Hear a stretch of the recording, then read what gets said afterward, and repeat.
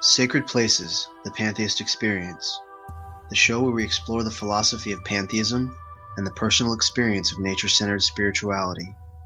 I'm your host, Pafo Ortiz, founder of Biopantheism, the ethics-based codification of pantheism that stresses the importance of biological life and seeks a deeper, more meaningful relationship with the eminent and emergent divinity of nature we call the Omnia. We are all connected, and we are all one.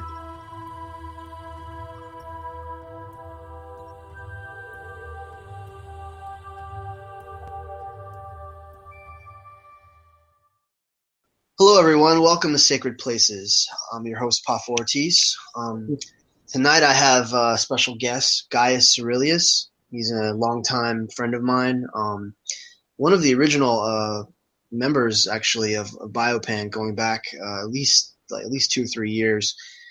Gaius is a special individual to me. I always remember his YouTube videos, his Forever All, and what is it? It was an explanation of why I view the universe as God, I think, something like that. So I have Gaius with me tonight, and we're just going to talk a little bit about what pantheism means to him and his understanding of it, and some of the concepts related to infinity and eternity and the notion that the universe itself is this perpetual, eternal, immortal system that continues on and with no beginning and no end.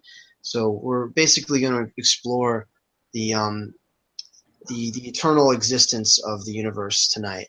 And I'll go ahead and introduce Gaius now. So Gaius, welcome to the show. Can you tell the listeners a little bit about yourself and just what your experience is? I'll tell a quick little synopsis of my background. I've essentially been a pantheist my whole life, long before I even knew the word pantheism existed. I believe we all basically start out actually as pantheists, including animals and most higher functioning life forms. It's just that for us humans, early on along the way, we learn a complex form of language, and it gets so we get so misled by false ideas. Animals have an advantage in not having a complex language because there is less misinformation. They get to view the world in a more direct, natural way and are actually closer to the truth, I think, than most humans as a result. Interesting point. I actually have a friend who feels very similar. They experience the world in a more pure, honest fashion. So I actually think that most of us, before we are contaminated with religious views, that we all kind of start out as pantheists, even though we don't know that word. We all kind of start out as pantheists. We kind of sense that the universe is responsible for it all. So. Well, certainly children have that natural sense of wonder and awe, and you don't have to teach a child to sort of the experience of novelty. It comes natural to them. And I was about to say I have a friend that has made this point before, that animals are, since they almost experience less subjectivity than we do, they're much more in tune with their environment, and they have what we would generally think of as less intelligence, or they're lower on the scale in terms of consciousness. They may actually represent a sort of as we're all sort of differentiated aspects of nature, and we represent this subjective point of view that we're self-aware, and we know we can think and reason, and we're cognizant of our own death and things like that. Animals literally are only focused on the moment, on survival. Yeah. They do so much by instinct, and we get very distracted by false views that to me seem to derive due to our complex language. If animals could communicate with a more complex language, they would end up with the same problem that we ended up with. Yeah. So I was briefly derailed in my youth, very briefly, as most Westerners are, because I was being poorly influenced by the Abrahamic faith, and I was never satisfied with the answers provided by the Judeo-Christian religion. So even at a very young age, I questioned it or never fully bought into it. I think I was around 10 years old when I was somewhat secretly stopped believing in the Abrahamic view of God. And I say secretly because, I knew at that time that mainstream society, at least in the West, would react very negatively if they knew I was a non-believer. And thankfully, my parents weren't all that religious, so that was never a problem. It's a difficult thing. They let us explore in all directions, really. And we only briefly went to church just very briefly, a few times off and on. But they they didn't really, flock to it either. It didn't suit them. It didn't rub them right either. So we just, and it was a lot of trouble, so yeah, it just didn't rub them right, didn't rub us right. But my parents are still Christians. Or I guess, my dad started actually reading Eckhart Tolle a lot. And yeah, that's great. And my mother recently actually admitted that she's not buying into the whole Abrahamic religion. I couldn't believe she said it too. I was actually surprised. I'm not too surprised though, because if you knew her personality, she's very headstrong and outspoken. So, yeah. But it was just neat. It was neat that she came to that realization at this point in her life. I guess that's what it was. Most people would come to that realization earlier on, like after high school or in college or something like that. And so, people are waking up. Definitely they're recognizing sort of the limitations of organized religion, and you're lucky that your parents were very sort of forward thinking and open minded when it came to that stuff. Yeah, in fact, we can all relate, to the oppressive Abrahamic religions a lot. Many of us have come out of it and been very discouraged and disillusioned. And I'd like to get into, your first experience as a pantheist, or sort of your first exposure to it, and how you came to this philosophy. That actually happened. That actually happened when I was my older brother, who's a year older than me. He introduced. I kind of knew of YouTube, and he somehow was communicating with a YouTuber, and the YouTuber, he was a philosopher, and he used the term pantheism. And because what my brother did was, when he was communicating with this guy in comments, he was expressing some of the views that I had shared with my brother. So I have a huge influence on him as far as my philosophical views. And so the guy came back and said, "It sounds like you're talking about pantheism." In fact, he even made a response video back when YouTube allowed response videos, and he had kind of a following, and so we were actually kind of impressed that he even mentioned us. But he mentioned that it sounds like you're talking about pantheism, and so my brother later came and asked me and said, "Are you a pantheist?" Because that's what this guy says. Your thinking sounds like it's along those lines, and so I didn't know. It sounded like devil worshiping to me. So I went and looked it up. I looked up the term, and I thought, wow, that sounds exactly like, what I believe. And I couldn't even believe that there was actually a term for it, and that this term actually dates back pretty far back in history. And even before the term, I would be learning about Spinoza and Greek philosophers. They basically, had a lot of pantheistic ideas. And I remember being disappointed that I wasn't taught more about this in school at a much younger age. I would have loved that, Right. So that's fascinating, because it was almost a very organic, intuitive, journey for you. It wasn't for me, major influences. It just came about. Through your sort of your contemplation and. Yeah. You'll hear this from me a lot probably, but what I actually learned a lot of this in certain ways in a bubble, because I came to this, a lot of my ultimate epiphanies long before the internet was even available to the regular public. The military used it, the internet. This goes back to shortly after I graduated high school. So this was around 1992, 93, when I had just a flood of all these thoughts. This was like the it was like a fountain of just thought and making all these connections and making all this processing all these thoughts, and it was just like a gushing waterfall. That's kind of how I compare it. And I think it was around 1993 when I finally came to that conclusion that of this pantheistic view that it's all this oneness, it's all responsible, and in fact that I am that oneness, that I am the summation of all this. It's like the all the energy, whatever, people call it different things. Whether you look at it on a materialistic view or on a strictly energy view, but it's all kind of like one ocean of energy. Let's get into that. I wanted to. And so, what I wanted to discuss was why I believe that the universe has always existed and always will. And I've tried to discuss this with others, and some understand my reasoning, but many, and probably most, don't. And I don't hold it against anyone if they don't get this view, because it's strongly against the traditional view of the universe that was created and which has an origin. So, and of course, I'm not the first to hold this view, by the way. I later discovered that there were ancient Greek philosophers. I think Parmenides might be his name.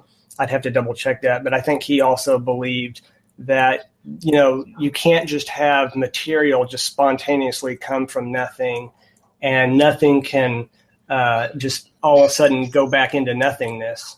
I often cite the first law of thermodynamics. The energy can't be created or destroyed.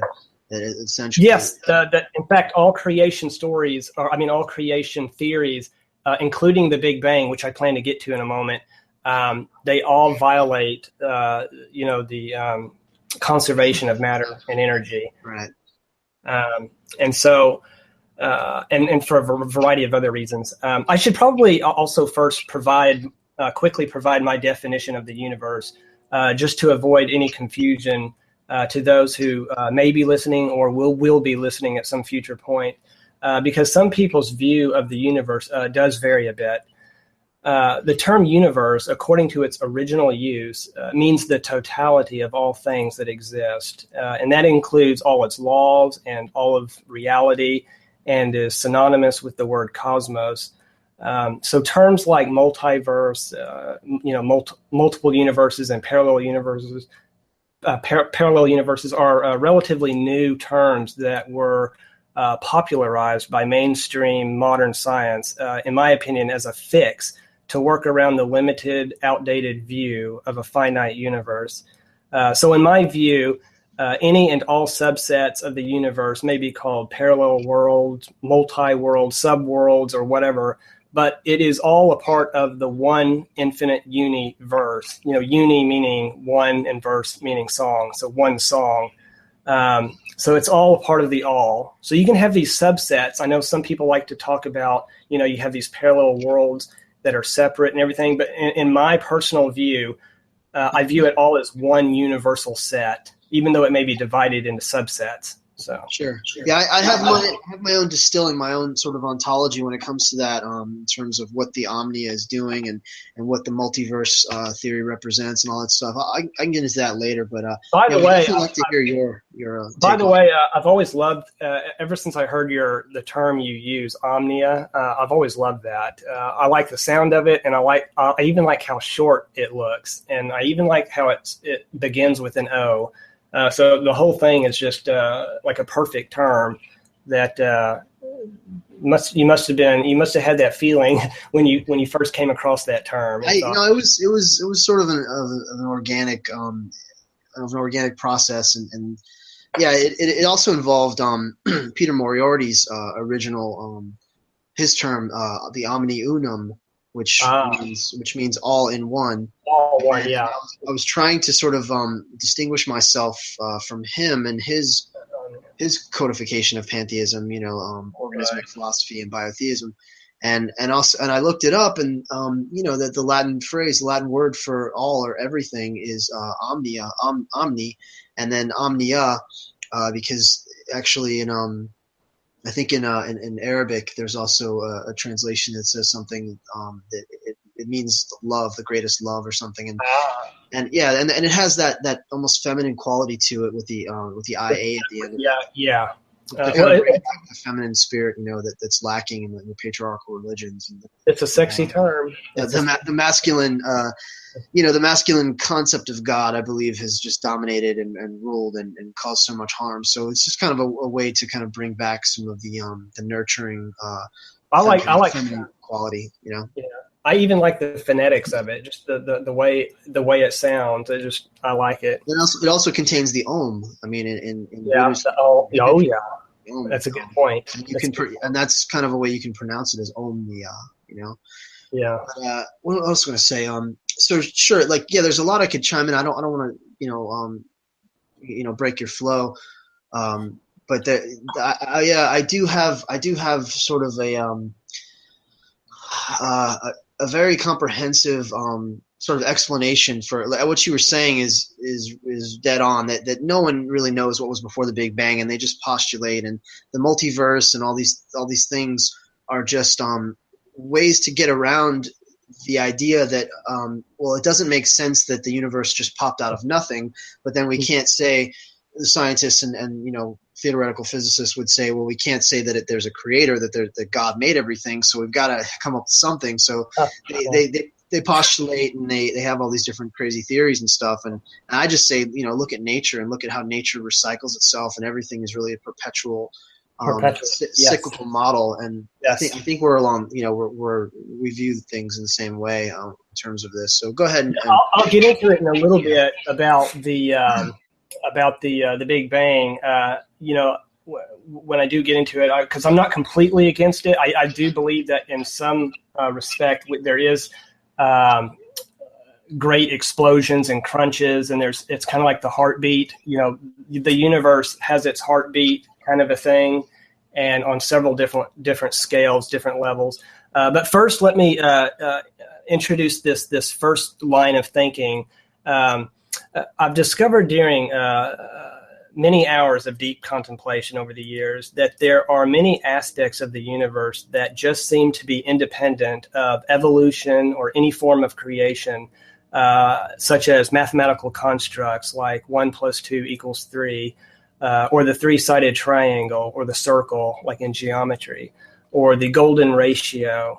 And then there are concepts like the color wheel, the musical scales, the yin and yang, the 4 seasons.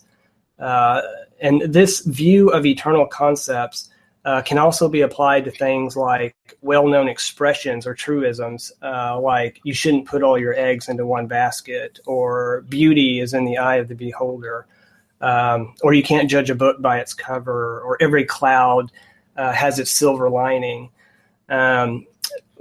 Tools fall into this category as well, like a shovel or a screwdriver or a fork. And even more remarkable is how the same can be said for like verbs, like the act of running and jumping, or swimming or sitting. There are millions of other concepts, like the concept of a hole, or the concept of on and off, the concept of a cup. Even in literature, there are these eternal literary themes, like the concept of forbidden love among young lovers, as in Romeo and Juliet, or how man tries to play God by constructing a man, but instead creates a monster, like in Frankenstein. So all these concepts could not have been invented by man, but only discovered by man. And they couldn't have been formed through any evolutionary process, or created by any god, or by some first-time Big Bang event. They are unchanging. They're eternal, indestructible.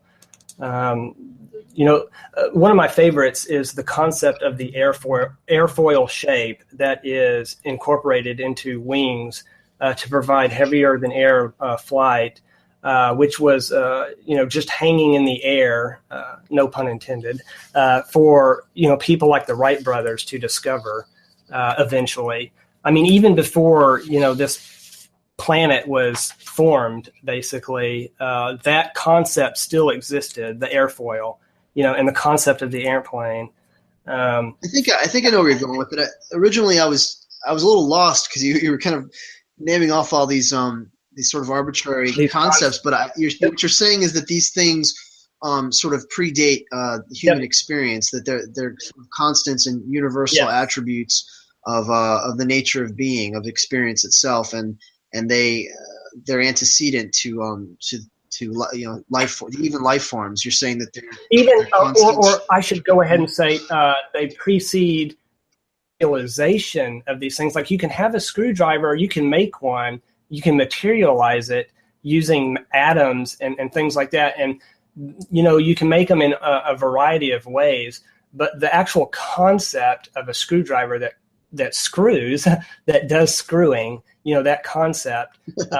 In fact, a lot of times I think of it in terms of, I'm not sure if you're familiar with fuzzy logic, or it's kind of like a probability cloud. So, if you tried to imagine what the concept of a screwdriver is, it kind of, this is just kind of an analogy to explain it to someone who has no idea what I'm talking about. There's the fuzzy cloud probability of what a screwdriver is. So it's not a specific screwdriver with a yellow handle or a long neck or anything like that. Or same thing with a shovel. There's a variety of ways to actually make one, but I'm just talking about the concept of a shovel that can dig a hole. That is something that just transcends and is independent of evolution or a Big Bang. Like, even if somehow the Big Bang was true and somehow you could precede that, the concept, there's never put it this way, there's never a time or a state of the universe where the concept of a shovel did not exist. I promise there are other planets out there where they have shovels and forks and pencils and even airplanes. So there seems to be this eternal tapestry of conceptual meaning embedded in the universe. And it's a very complex, ornate tapestry too. And it's both very beautiful and, in places, and in other places it can be very ugly. I think I follow you. I think what you're saying, if we could try and maybe simplify it a bit, is that, like, everywhere throughout the galaxies, in the universe, there are ubiquitous actions and activities that are sort of indicative of this physical universe. That the way that matter and energy has coalesced and configured into all these shapes and forms, that the way carbon-based life forms operate, essentially, the way they function, that these certain functional modes are universal, like throughout. And what you're saying is that this is not something that could just randomly, sporadically come about, because there is like function and sort of and purpose, utilitarian. I was going to say utilitarian purpose behind it. Yeah. Yes, there's order. It's not just a serendipitous thing or a fortuitous thing or due to probability. In fact, I don't even believe in true randomness or ultimate probability. It's probability as we humans use it, because we don't know all the tiny little forces and factors that cause a die to roll on 3 or 4. But things may look random and chaotic, but it's all a part of a higher order. I mean, even the perceived chaos is part, and I mean every. It is perfectly ordered, actually, in my view. It is so ordered. In fact, if it wasn't, the whole thing wouldn't work. And the this overall tapestry that I was trying to express. If you wanted to know the synopsis of it, it's a yin-yang pattern. In fact, everything stems from this yin-yang pattern that is embedded everywhere in nature. You'll see it. Polarities, sure, like gender and polarities and the light and dark sort of dichotomy that's there. But like forever sort of forever causing contrast, but at the same time forever creating like a eternal equilibrium. Yes. In fact, I've actually been working on illustrating my version of that pattern, kind of a very simplified one, just to communicate the idea which I hope to one day incorporate into that huge painting I told you about. I wanted to get into this, guys, because actually, you're not really doing yourself justice here. You're actually a multi-talented guy. You're an artist. You're a musician.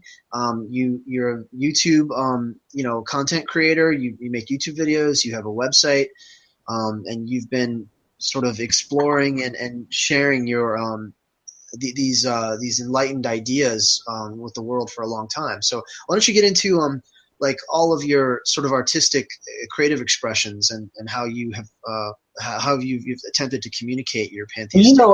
Actually, years ago, when I used to do a lot more art, a lot of oil paintings and stuff, I used to do a little more. I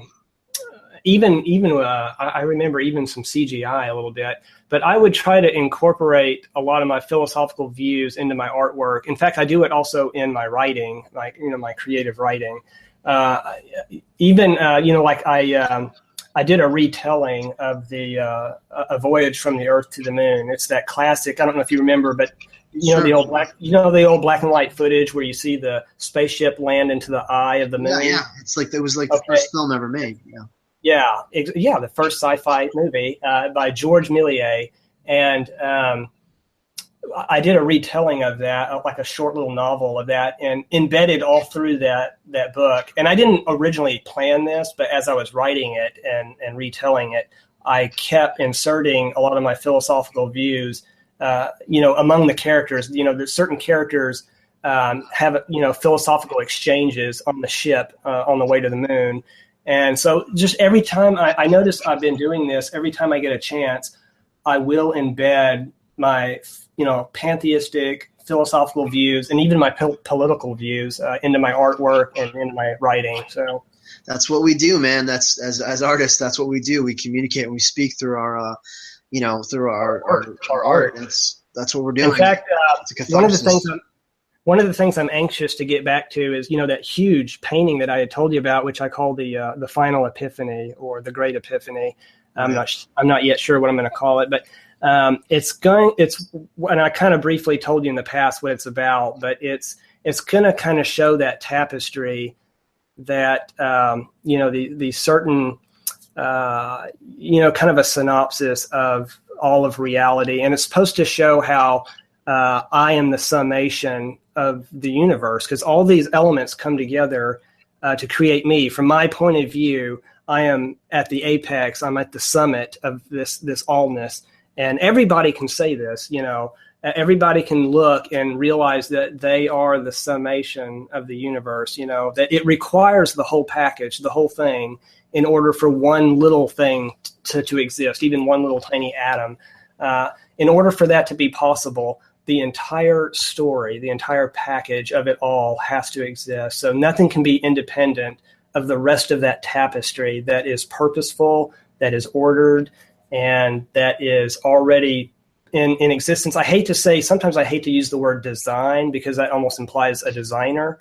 So a lot of times I'll use the word pattern or tapestry. So it's this tapestry that has always existed and it always will. In fact, I should also bring up that it couldn't have been any other way.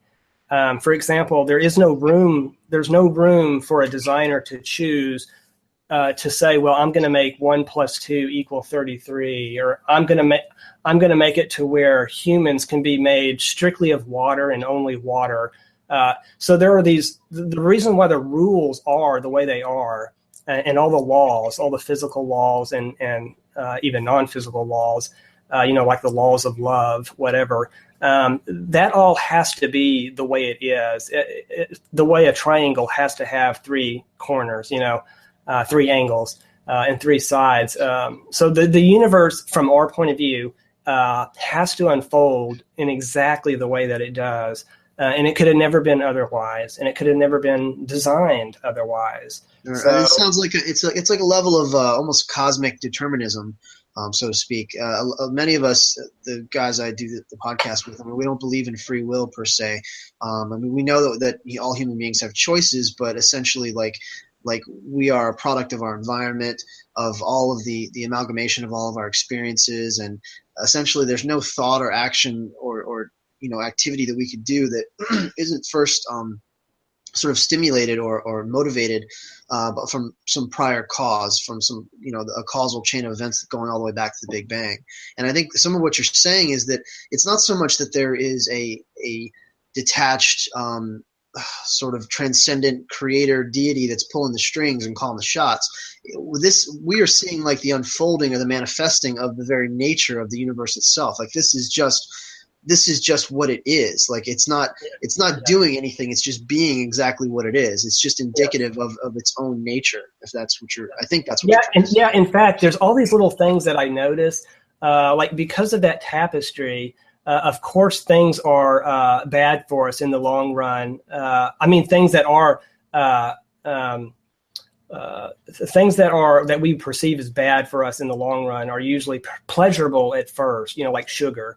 And of course, things that are, that we perceive as good for us in the long term usually are not pleasurable or taste bad. Like food that's good for you. Yeah, you're actually getting into some delayed gratification. What is the basis for morality and ethical behavior? It's actually delayed gratification. it's putting aside what you want right now and waiting for a little while and trusting that you're viewing things more in a holistic sense instead of being so myopic and the me gimme I gotta have mine right now. It's more of a mature point of view. Sure. Yes. I've written about that very topic before, and I use the term that the universe, from the perceiver's point of view, is elastic in that sense. So those certain returns, you sometimes have to be patient and wait for that return. But usually the universe is very good at balancing itself out. But it's elastic. So you might not see your preferred state of balance right away. Even though, in truth, the universe as a whole always remains balanced and conserved. It's just that from the human's point of view, yes, there are not only delayed rewards, but there are also delayed punishments, because you can have someone who commits a crime and he may not get punished until 20 years later. Even if it's not by the laws of man, it may take him 20 years to feel guilty about it and to be punished psychologically and emotionally.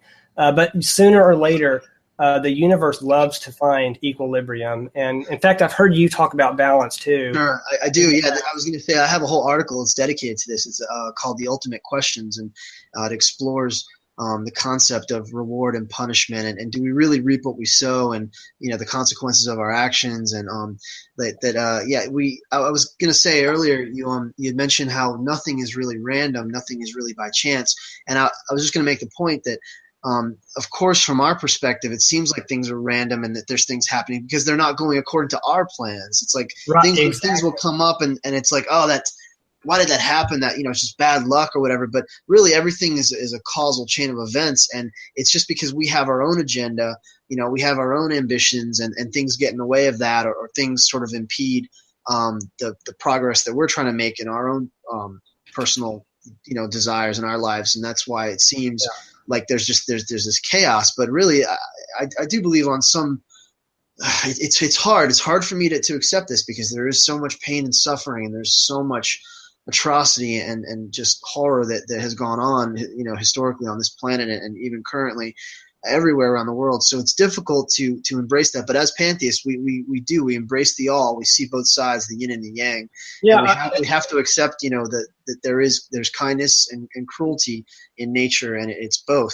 So we view it holistically. I actually believe that in the course of human events and in the unfolding of the story of what's going on this planet, that we are currently at, if you think of it as a seesaw, we have been basically pulling ourselves out of the mud and the pain and the torture of the whole, of just, everything starts out topsy-turvy. Everything starts out upside down and backwards. And mankind has slowly but surely, through blood and pain and suffering, is finally coming to this point where they're finding this equilibrium. So if you imagine a seesaw, I really, truly believe we are about to hit that point where we are about to find that equilibrium. in all sorts of ways. And so I am actually very confident and not worried at all. The only thing that, in my opinion, that would prevent it is if an asteroid hit or something that, because sure. Yeah. There's these extinction events that can happen. Yeah, there are these, you never know 100%. The universe will never let us know 100% what the outcome is about to be. But Richard Feynman says, nature's imagination is so much greater than man. She's never going to let us relax.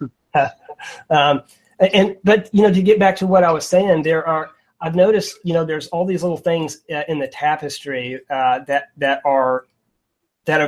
of course they have to be that way. Like, of course, children almost always prefer to eat their dessert before their vegetables when they're young. And of course, boys and girls on average will hate each other at a very young age and then experience a 180-degree turn in their teens and become totally infatuated with one another.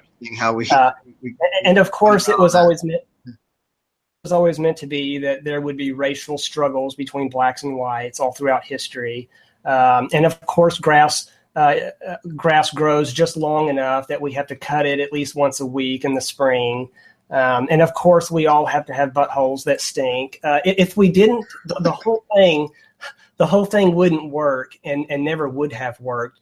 So it's all a part of a purposeful plan. And my point was, though, that I'm getting to where I get it. I get why things have to be the way they are, the way things are unfolding, the way they have to unfold. And it's all an expression. It all springs from that yin and yang principle. I noticed that is the essence in everything. That's why, in fact, if you take anything in nature, if you take me, if you take the planet, that is really just a complex version of yin and yang. It's like if you put yin and yang in a blender and blended it into this really complex sculpture, because it's always trying to preserve that balance and that yin yangness. That's why when we get sick, violently ill, our bodies want to try to heal itself. And why the iris tries to close when the light is too bright. There's no question that nature desires homeostasis. It desires a level of equilibrium with itself. It's seeking balance at all times. But at the same time, in order to experience anything, and I say this all the time, maybe this is what you've heard, is that in order to experience anything, that contrast is necessary. There must be contrast. You can't have up without down. You can't have light without dark. You can't have hot without cold. And so there needs to be that sort of juxtaposed forces, and we see this played out literally on a subatomic level when you have antimatter, matter and antimatter, and then matter won out at the beginning of the universe, and you see it happening right now. The most powerful forces in existence, far beyond anything we observe, is dark energy and dark matter, where dark energy is essentially ripping the universe apart, and dark matter is holding it together, like simultaneously. Go ahead. Let's see what we were talking. Oh, the yin and the yang. There was a point that I was wanting to make, but now I lost track. Let's see. What were you just now? Sorry, just talking about contrast and how. Yeah. That it was very important. I've written a lot about the whole balance thing, and one of my favorite things to tell someone that really helps them to get it is a door has to be closed before it can be opened. And a person has to be hungry before they can be filled or enjoy the pleasure of being filled.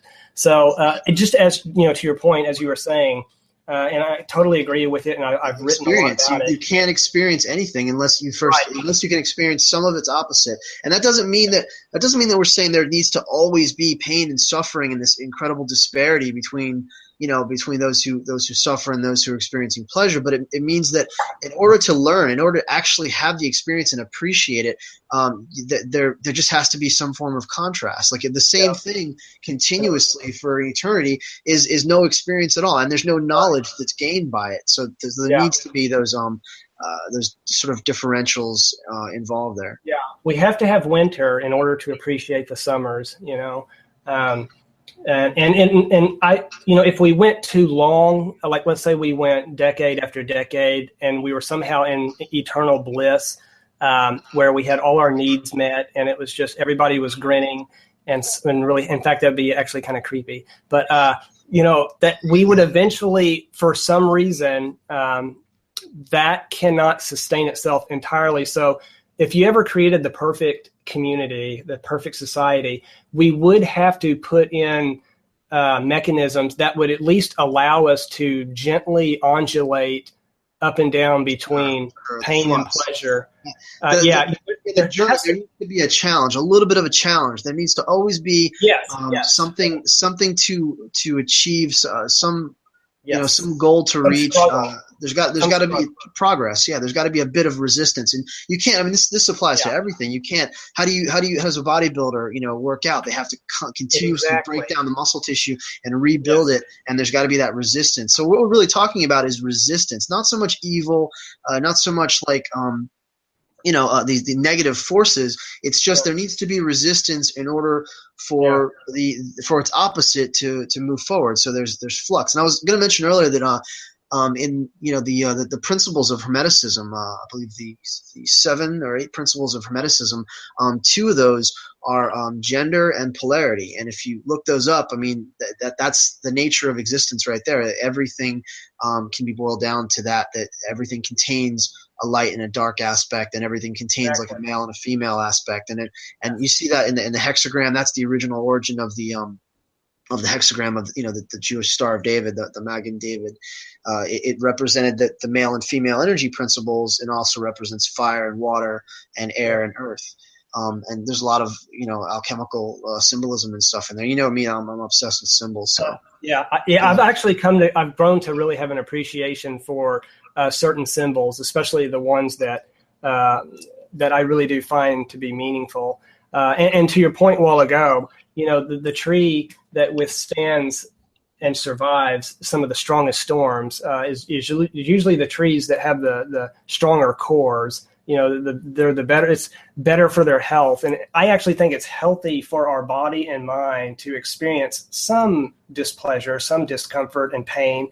So we need to experience a little winter, or not having our favorite food or what have you. So we can always, pain is it's an alarm system by our bodies to warn us of danger or threat. It's a function. There's a utilitarian function behind it. So we don't want to get rid of our pain entirely. Of course, we need there's forms of sedation and anesthesia, and we should work on that on helping to minimize the extreme experiences of pain, and we've done that.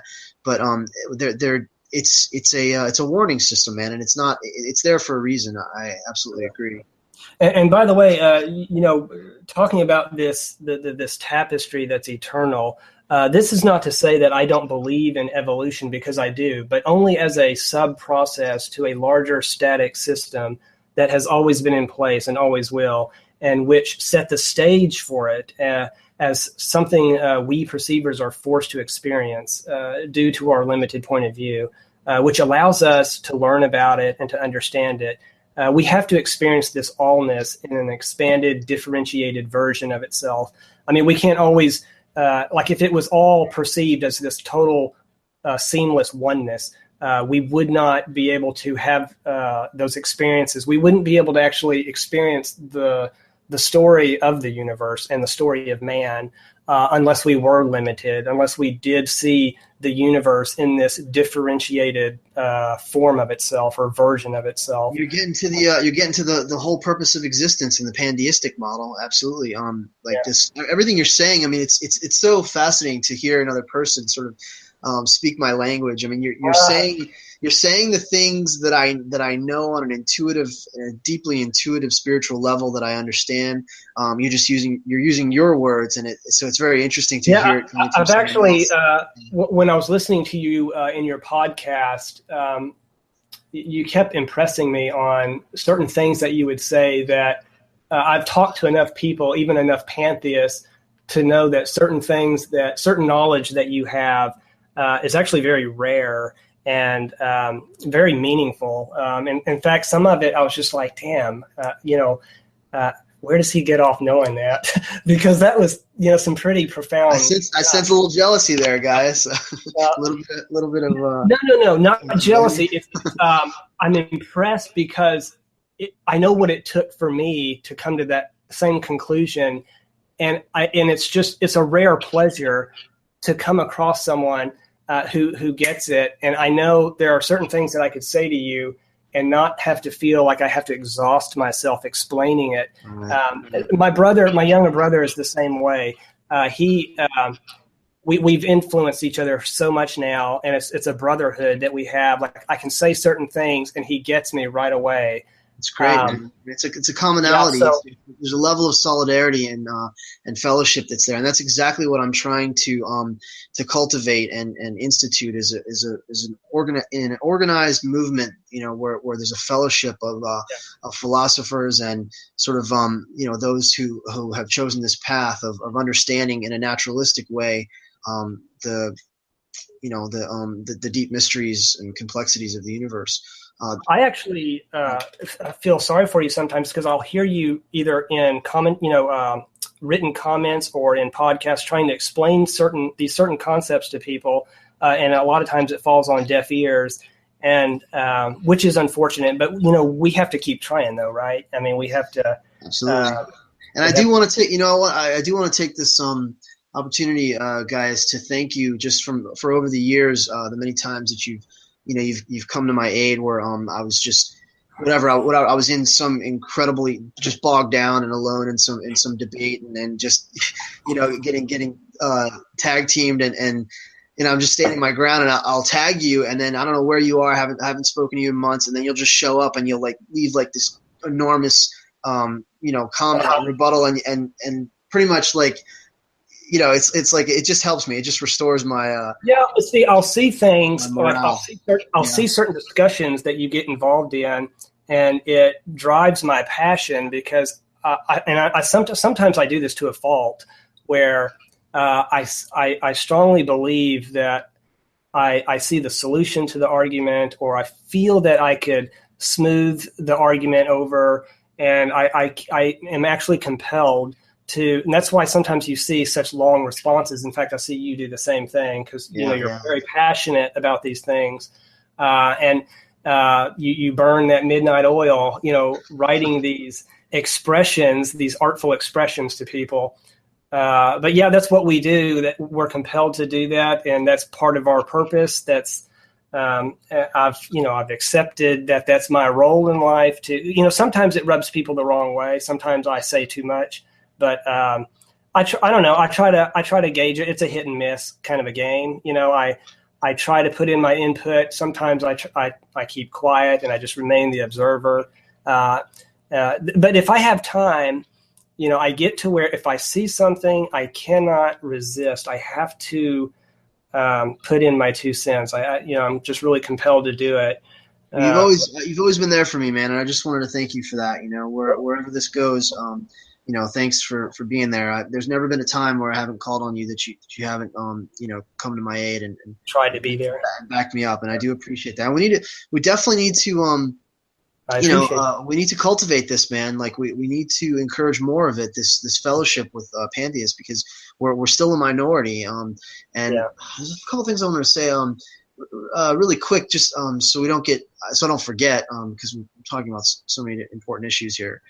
I do want to get into at some point your personal experience, because we're really talking about the intellectual, sort of metaphysical, like the ideology and the concepts and the themes. But I'd like to sort of ask you, from one pantheist to another, could you possibly talk a little bit about your own kind of communal experience with the divine? Like what is it you do to help just to get in touch with nature, and where is it that you feel the presence of we could speak, I'd say God, the omnia. Like what do you do in terms of ritual or communion, and what's your actual experience as a pantheist in your relationship to the universe, so to speak? Can you talk I almost hesitate to mention this one aspect, but I'll go ahead and do it anyway. I used to smoke a lot of marijuana, the way most people breathe oxygen. And so I do believe that had a profound influence. I don't want to claim that had the only influence, but it definitely had a profound influence.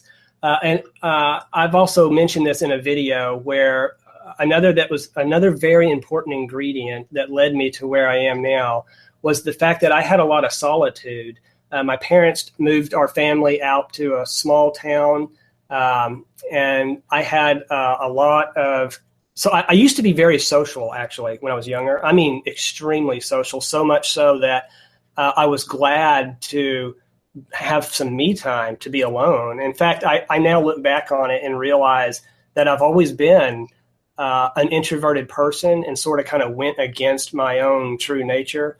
But I now love being an introverted, introspective person that has a lot of me time. And so this is a common thing. This is a common thing among pantheists that we have noticed a good amount of time of of isolation and whether we enjoy it or not. Like sometimes we're like for myself, we're forced into it. I always thought of it as my time in the wilderness. So I mean, I hate to use a Abrahamic expression there, but that was I get that. That was my time to really contemplate the universe. And here's what's sad is that a lot of people, most people, will not have that luxury. They will not have that. In fact, it's worth gold to me that time that I had because they're so busy in the jobs, children, wife, all that, and so they will never have can afford the time to even think about the universe, to think about politics, to think about humanity. They just don't have time. In fact, that's one of the reasons that drove me to want to create the group that I did, the United Citizens of the World, because I see how everybody is just stretched to the limits and nobody has an opportunity to have to spend valuable time with their children, with their wives or spouse, and they don't have time to sit around and think about these things. Now, some people, just because by nature they're naturally have a natural disposition of being extroverted people, they're very physical. They don't care to sit around and think about the universe.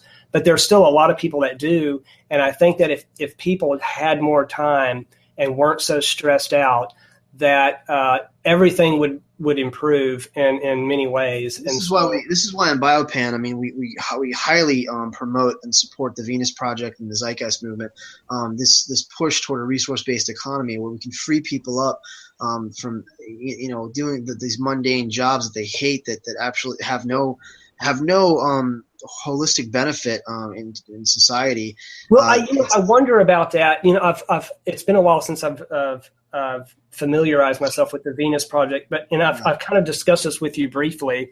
I've always felt that we do need to be a little careful in this area because I think there's something to be said for allowing children, for example, to go out into the fields and to throw seeds and to water the crops and for us to try to find ways of using, for example, to do things that don't require electricity and to don't use an electric toothbrush, use your damn arm, to do things for ourselves in a more organic, simplistic way. Yeah, you're talking about sort of the over reliance upon technology and how it's separated, disconnected us from nature right. But I'm not against a balanced use of technology. Right. So I don't anybody listening, please don't think I'm against technology because I think technology has its place and has its value. It's just me. I'm always talking about balance and everything. If we can just find that proper balance between allowing us to do things for ourselves and then also using technology when it's appropriate. That's actually what an RBE represents. It's really just it's free. It's providing people access to all of the necessary resources so they are freed up to focus on the things that they actually enjoy and the things that they're passionate about and they'll be motivated to pursue art and poetry and music and actually work on the solutions to the problems that we have because it's just taking so long for the human race to evolve because we're locked into these very oppressive systems that sort of perpetuate structural violence and keep people distracted or they keep people stressed out, as you mentioned earlier. They're continuously overwhelmed with responsibilities and financial burdens, and so it's a way of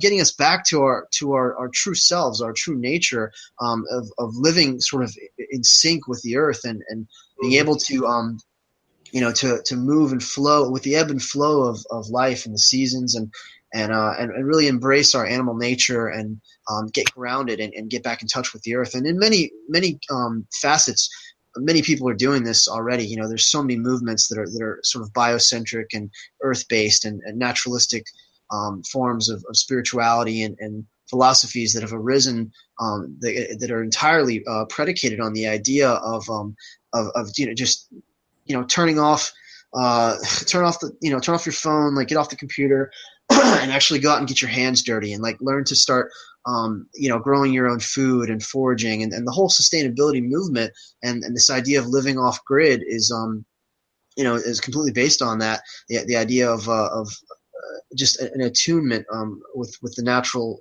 cycles, and it's a form of sustainability that works in a practical sense, but it also becomes a kind of spirituality, and many pagans and Wiccans and some in the New Age movement are embracing this, and we've gotten so far away from our real sort of fundamental connections with right now we're very out of balance, and one of those eternal forms or eternal concepts I was relating to, one of those is the universe is very ironic, and one of those ironies that happen to be eternal is that the wrong people, the shallow, dishonest ones, are usually the ones at the top in power. And those who have a conscience, those who have a heart, those who are usually wiser, are usually at the either in the middle or at the bottom. Marginalized. Absolutely. Yeah, and I get why the crocodiles are at the top. I see how that was always meant to be at first, but I also see how that will eventually be tempered or more balanced. It'll always be that way to some extent. That force the force of the extroverted ones who basically have the nerve to be corrupt and to have the courage of a thief. Those kind of people are always the ones that have a lot of upward mobility. They're the types that become politicians. They're the types that become whether they have a good character and good value system or not, right? They say fortune favors the bold, is what you're saying. Right. Exactly. That was a very good way to put it. And it's very sad, nice guys finish last kind of a thing. Right. But I do see again that equilibrium coming back in, because now the sort of like the sheep, the lamb, the deer, the antelope type people are finally becoming a little more aggressive. Also the Democrats, they're becoming more aggressive, and they're starting to finally fight, step up to the plate a little more than they used to. Even myself, I'm guilty of it myself, because I'm such a shy, introverted person that doesn't want to stir the pot or, stir the shitstorm or anything.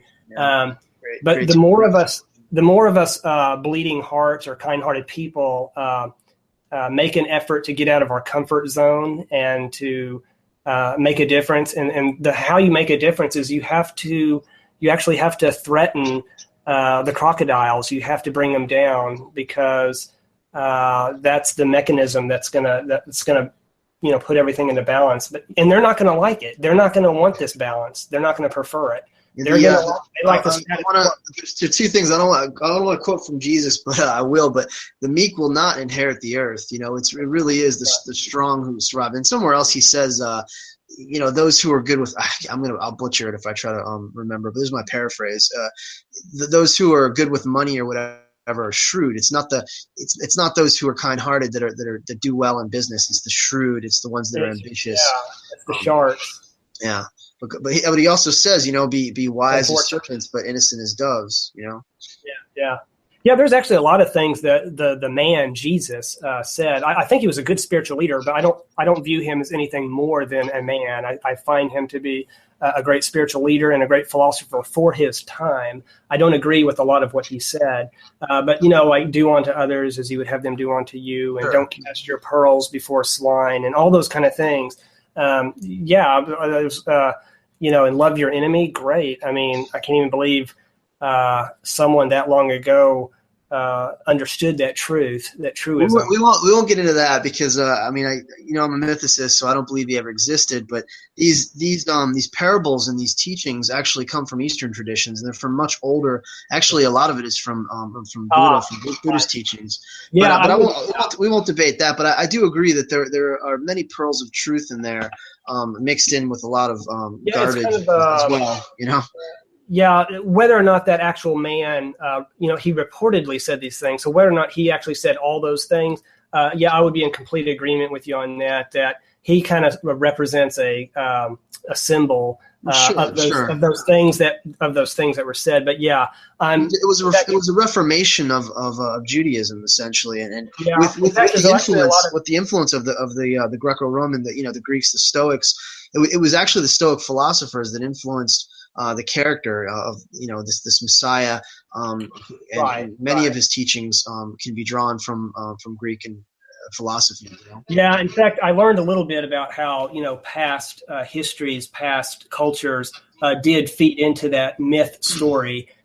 And there's evidence that he did not say all those things, or that he and that the whole beginning of his life story is all fabricated. There were many. Trust me, dude. This is something I've spent an inordinate amount of time on. There, just many currents that fed the Jesus myth, and his life was just an amalgamation of all these different characters, and so there are kernels of truth scattered throughout, and then actually it's a very fascinating sort of symbolic personification of a lot of natural processes and astrotheology, and when you start to look at it from the mythicist position, it actually becomes much more interesting than the literalization of it and projecting this fictional story back into history. But like I said, we don't have to get into that. But I did want you to talk a little bit about the organization or the movement that you're trying to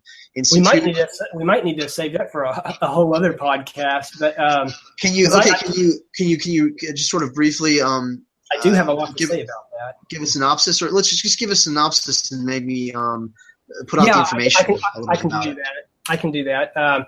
This is something where I believe that if people could come together voluntarily. And it doesn't have to be a community. Ideally, it should be a community. But at first, if they could create any kind of organization or co-op or business, anything because there's power in numbers, and if the right people can come together, and if they can agree to at least a fundamental foundation of views, because I don't want to get complex philosophies or religion attached to it. Which is why I kind of created I forget how many at the moment. I think I may have created maybe 12 or 10 principles that are very fundamental, like, you shouldn't kill, or we should tolerate people of other races, and we should tolerate gender, other sexual preferences. We should try to be more tolerant of our differences. And that's one example or two examples. Yeah, you and I and Peter Moriarty, we all actually rewrote the Ten Commandments in our own way. We updated and sort of like reformed and refined the Ten Commandments from a completely pantheistic sort of biocentric perspective. We each did that, and before we'd even met each other. And then I always thought it would be great to kind of compare. Well, we have, and we saw how much of an overlap. Yeah. We're definitely drawing from the same source. I mean, this is okay. There's what I was talking about. Yeah. The reason why that is because that's one of those eternal concepts that list. Those are eternal concepts or eternal truisms that will always hold true. You can go to another planet, and I promise you'll pretty much find those same principles that we three came up with. And now it'll be of course, expressed a little differently in their own language and in their own choice of words, but relative to that particular life form and their culture, but they're definitely there will be like a universal ethic and principle there involved, because that's kind of a slippery slope. We don't want to say that that ethics and morality and good and evil sort of exist in a cosmological sense, in a universal sense. It exists in terms of biological life, because since we all have these common needs, and in order to sort of coexist and survive, that there's a standard whereby we need to how we need to treat one another, and so that in that sense it will be universal, because the life forms are there's similarities and parallels there. So yeah, it'll be across the board, and I always want to be careful to make the distinction and say that nothing is ever really set in stone, that we can't literally have a 10 commandments that are going to last for all time, forever, for all the ages, because knowledge and wisdom are emergent, and ethics and morality is an emergent understanding. I mean, I had, when I wrote originally my my sort of the laws of nature, or the laws of the earth, I said it, nature's 10 commandments. I had in there, that we ought to respect and honor the life that we kill, that we ought to sort of pay homage to it, and see how it was sacrificed for us. And then, becoming vegan, it's just completely made me rethink the whole thing, and say, yeah, we should do that when we consume the vegetation, the plants, the fruits and vegetables, because there's absolutely no need for human beings in order to sustain ourselves to have to kill and slaughter animals. So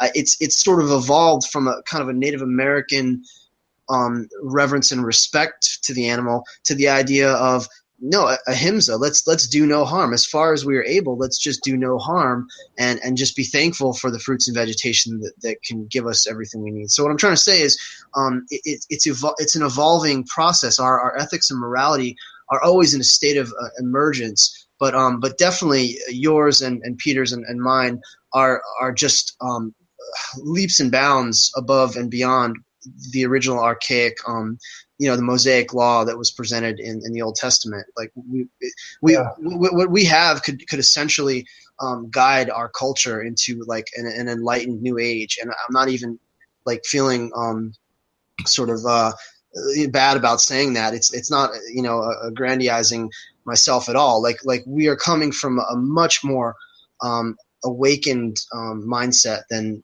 the Bronze Age shepherds and goat herders who wrote those original commandments. Go ahead. By the way, I may have to do a podcast with you where you try to teach me more about veganism, because I actually have some questions, a list of questions that I would like to ask a vegan. I have another online acquaintance that's kind of been teaching me about veganism. Her name is Angie Delay, and she's just off and on, tries, whenever we chat about health and things like that and the type of foods that we should eat. But there's still so much that I don't know. Sure. I have no problems with that. Like, even we can do it now when we get off, when we get off the air or whatever. I have no problems with that whatsoever. Well, we might feel free to. Yeah, if we ever do another podcast where I could ask you those questions, and it would be good for also other listeners who are in my. Actually, guys, my next guest is going to be Clint, a friend of mine from Australia, and he's a pantheist and a vegan, and the entire episode is going to be dedicated to the idea of the convergence of veganism with pantheism, and how the two movements are compatible. It represents beyond compatible. It's literally one leads to the other. We see it as the natural progression of pantheistic thought, but not everyone agrees with us. Of course, but no one agrees on anything in pantheism, right? So, that's what the whole episode is going to be about. Is actually the connection between veganism and pantheism and how it all relates and stuff. So, you're welcome to join us on that, or we can talk before or after. Yeah. Yeah. Well, when will that one take place? I'm just trying to align our schedules, because he's 10 hours ahead or something. Oh. So it's difficult, but he's had some free time lately, and he's a very passionate guy. Hopefully it will be in the later hours. Yeah, we'll work it out, man. I'll now that I know that you're interested, we can definitely keep tabs and let you know. I may play devil's advocate a little bit because there are some tough questions I got for. Oh, that's fine, brother. Like you have no idea what what we go through on a daily basis with our, There's some stuff that I really would like to work through on that. Yeah, okay. Yeah. I mean, our activism, we deal with the worst of the worst, continuously getting insulted and just contesting ridiculous arguments like all the time. So I'm sure that whatever you have to say, we've probably heard before, and we're more than happy to to elucidate your understanding when it comes to that. All right. And I guess to briefly tie up what we were talking about a little earlier, you were asking about my pantheistic personal experience. Oh yeah, the experience. The one thing I did want to add is the one thing that was both gratifying and somewhat frustrating now that I look back on it is how I did not have access to the internet. So a lot of people of this newer generation, I'm extremely jealous of them because there's such a wealth of information on pantheism and even alternative views and on science and the cosmos and all this stuff. And now I did have back when I would watch the Discovery Channel and what was the other one? There's the Learning Channel, but sadly they all started doing reality TV stuff, and so that was kind of sad. But and I went to the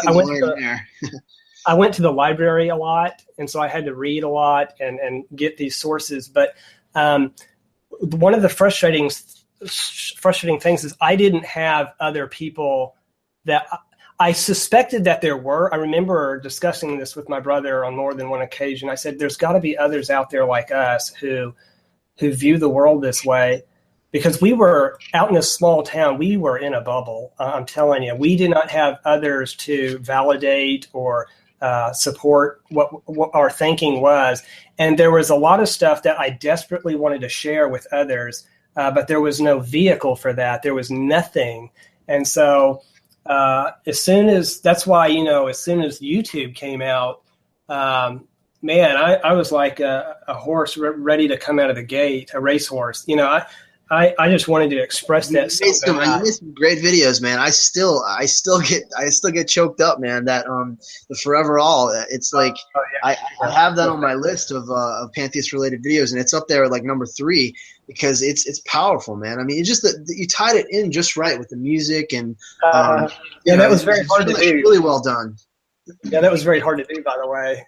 Marrying all that, matching all that up. I spent, I think weeks on that. Trying to match that all up. No, it's appreciated. I mean, it's a great work of art, and it's a great expression of this idea.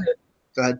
I've noticed that you have that same drive and that same passion, and you're like a rocket, rocking on ready, and you just want to explain all this to everybody. You're like you're ready to explode, And I see that same passion. Try to imagine having that level of passion back in 1993 when there basically wasn't the internet, and you were out in the middle of nowhere, and you just wanted to explode and go knock on people's doors and explain to them what you thought was the worldview, the reality of it all. And I did want to say that you'd mentioned it, and it's true. Most pantheists, they've been pantheists their whole lives, even if they were associated in a cultural sense. Because I was going to mention earlier, your parents are more like cultural Christians, as opposed to being sort of theologically yes, they just did it because it was what was expected culturally, socially. And my mom, fortunately, she is very scientific minded. That's her degree is in science. And my dad, you did a segment. You did a few videos just dedicated to your parents, right? Like how. Well, yeah, there was a little segment there.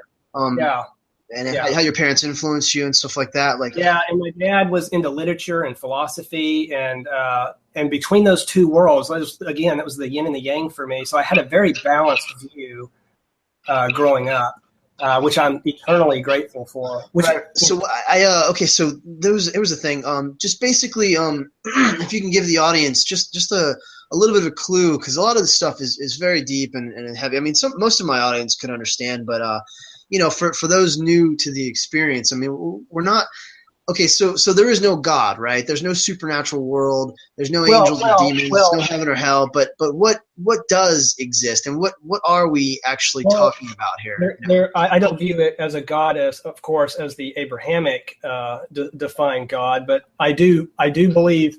I tried to evaluate what the common denominator is among all spiritual disciplines, all religions, and all definitions of God. And one of the, I've told you this before, I think a while back, one of the most common themes that we can all agree on, and that is God is that which is the constant causation of your existence. God is that which is responsible for you and the existence of the world.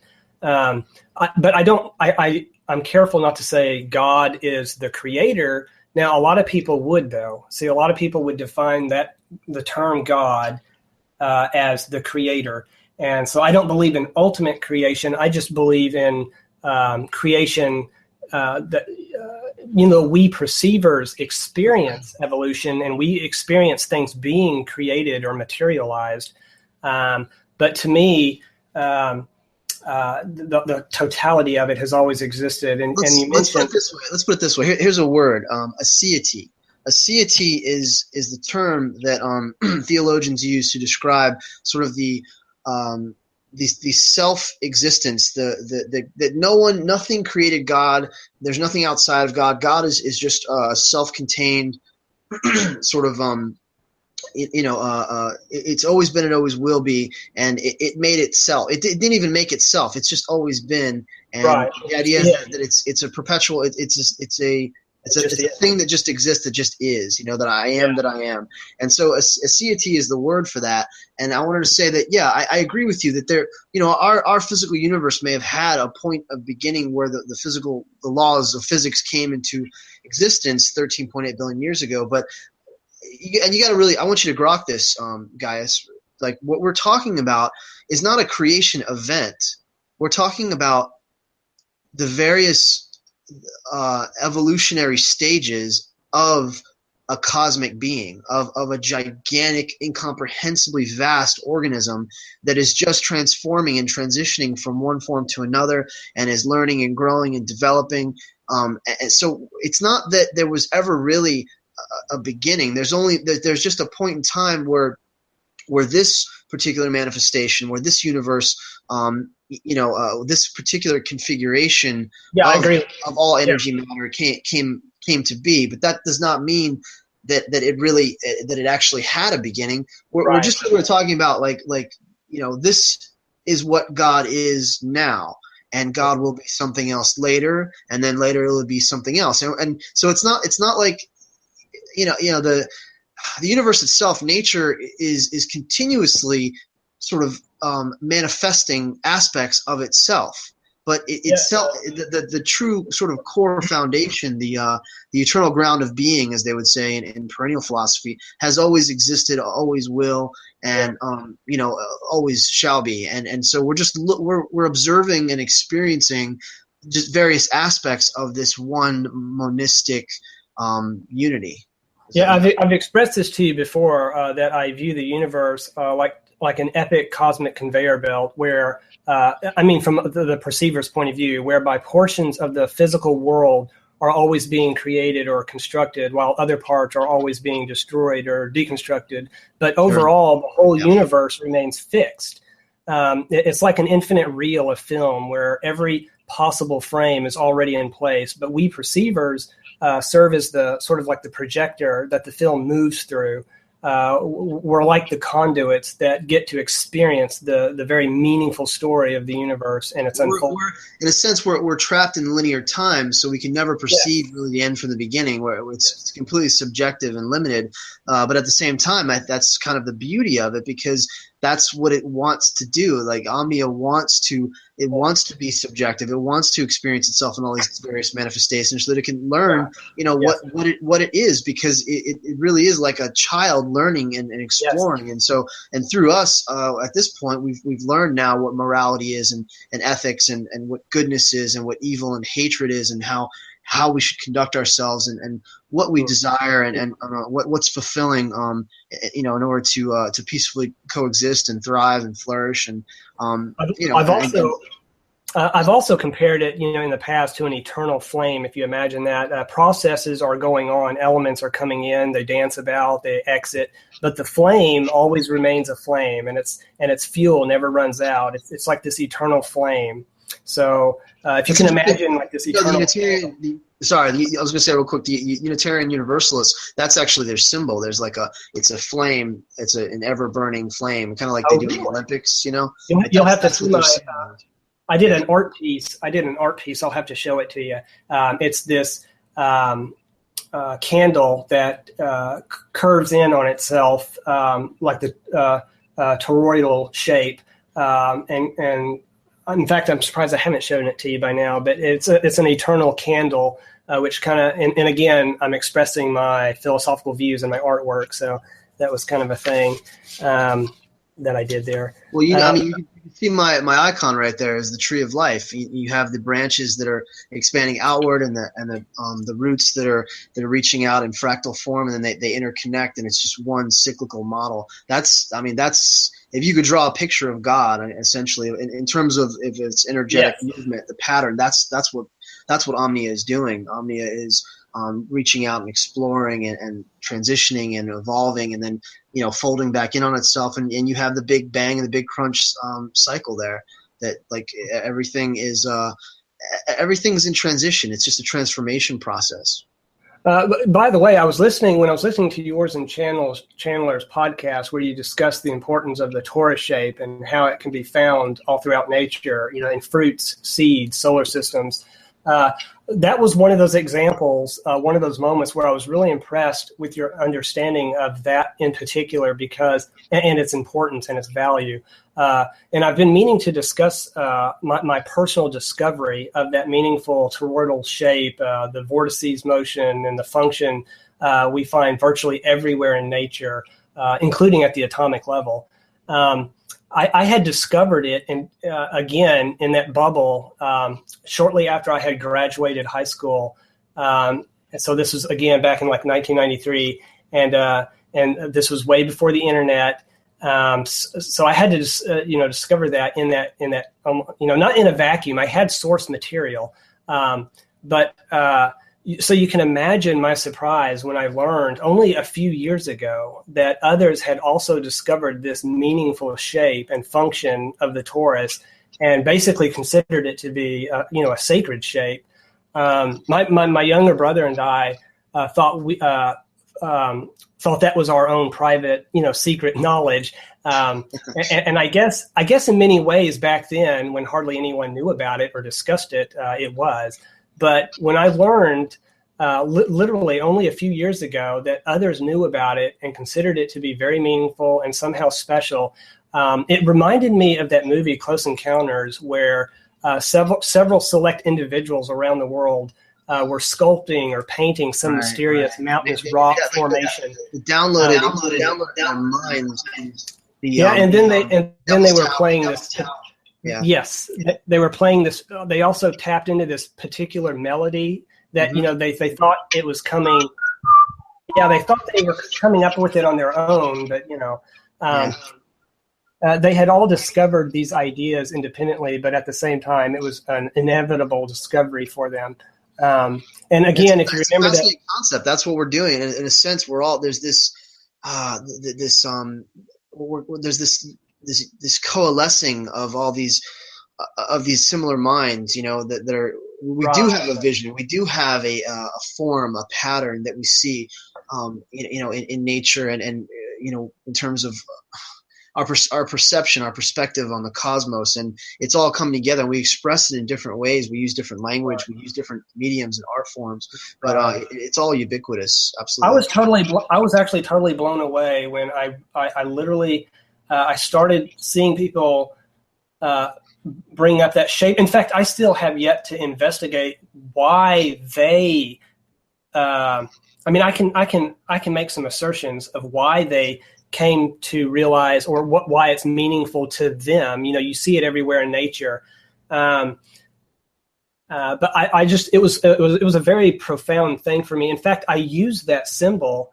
In fact, I've drawn about 1,000 sketches and paintings. I think in the eye, right? It's like it's a picture of a little man in an eye, and then it has that. Well, that sort of life yeah. If you remember, that's an example, a small example of that huge painting that I hope to finish.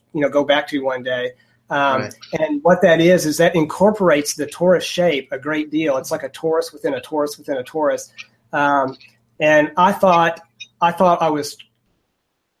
totally had the monopoly on that shape. I thought, man, no one's in miles of this, and I would actually like to find out what the history, who first started, raising that point, that's a very meaningful. There is the as above, so below, in Hermeticism and sort of in occult circles. There's that concept. The unicursal hexagram represents that as well. And then, of course, the tree of life in Celtic and Gaelic. It's even in fission reactors.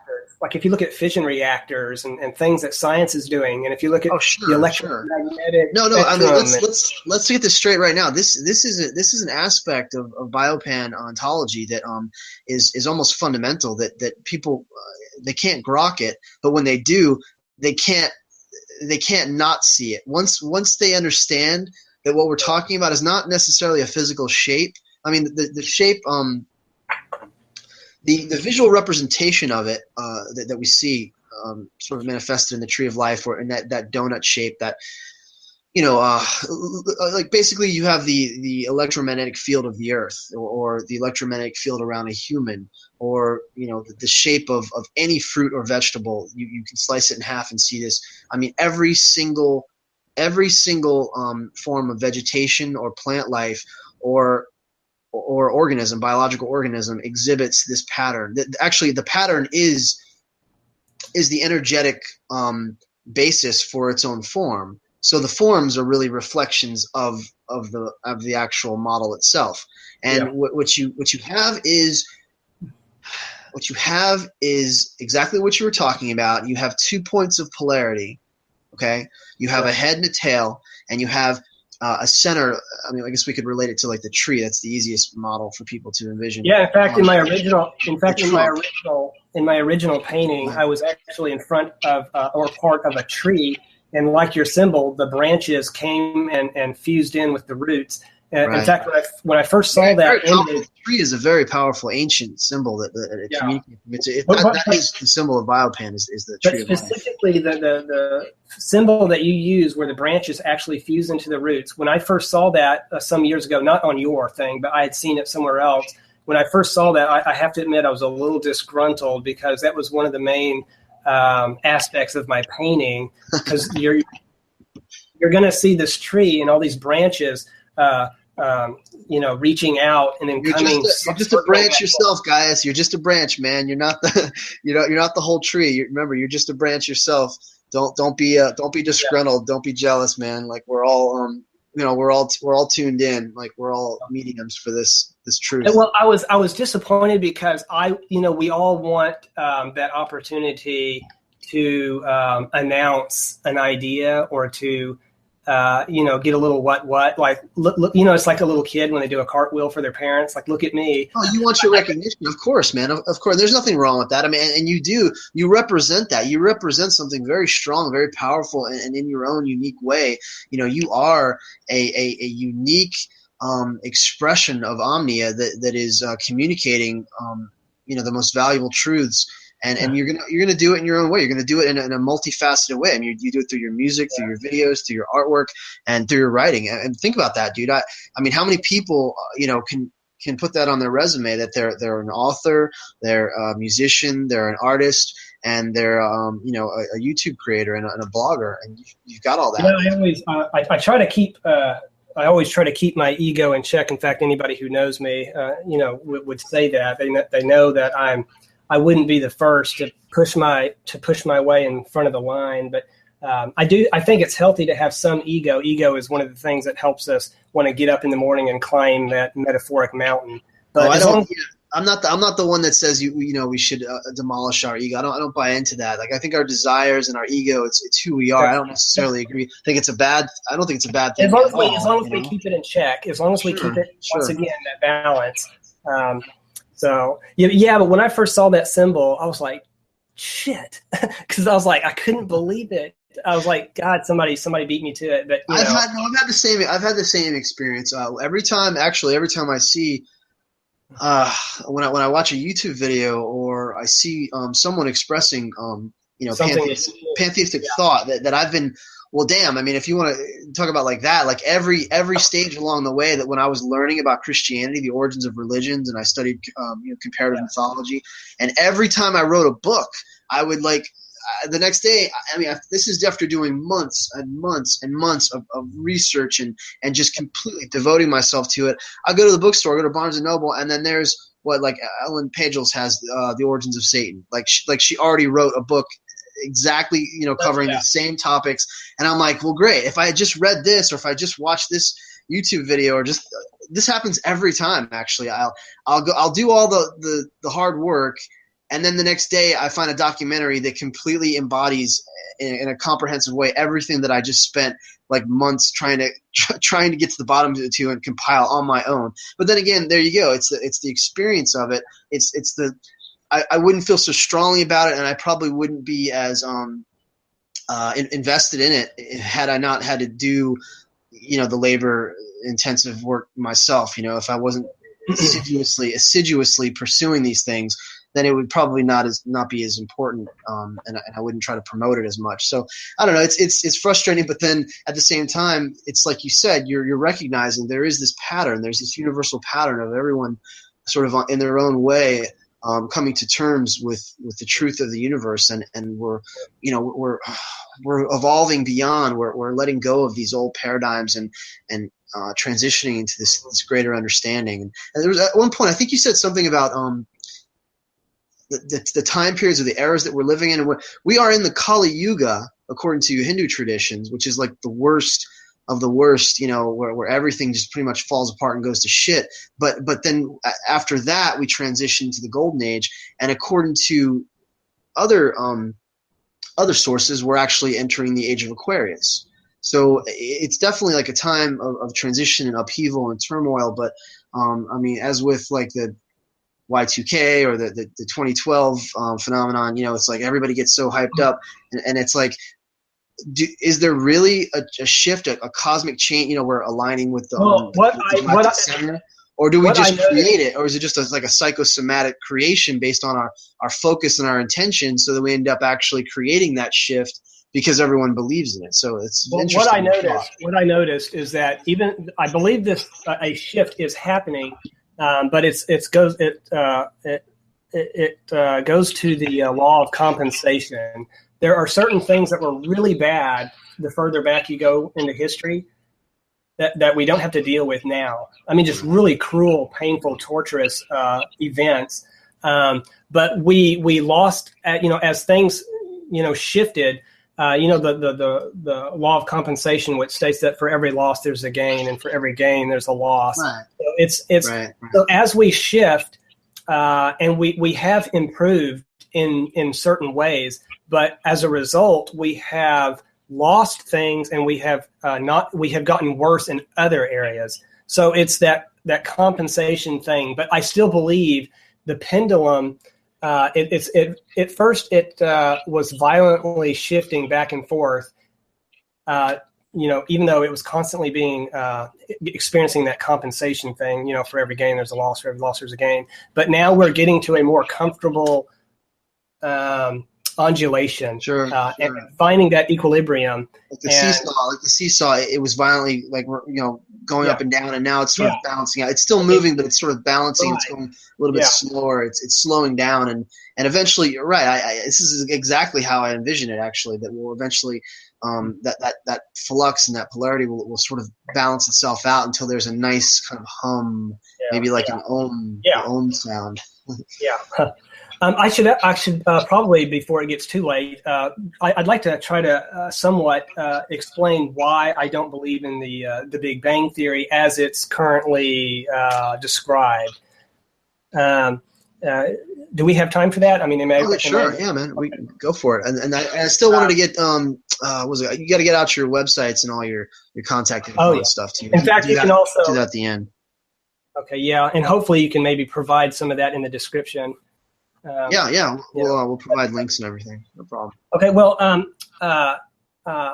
I can't bring myself to believe that the universe somehow spontaneously sprung into existence for the first time 13 to 20 billion years ago from a singularity point, as described in the Big Bang Theory. That view just seems very nonsensical to me and always has.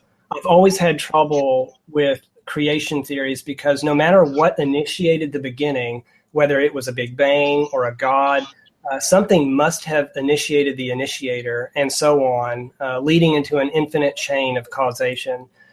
So in terms of ultimate creation, both views seem to always dig a deeper hole to me. As illogical as it sounds, try to imagine a state before anything existed, a state which has no atomic particles, no gravity, no magnetism, no light, not even space or time, just absolutely nothing. Now, how can something just spontaneously spring into existence from nothing?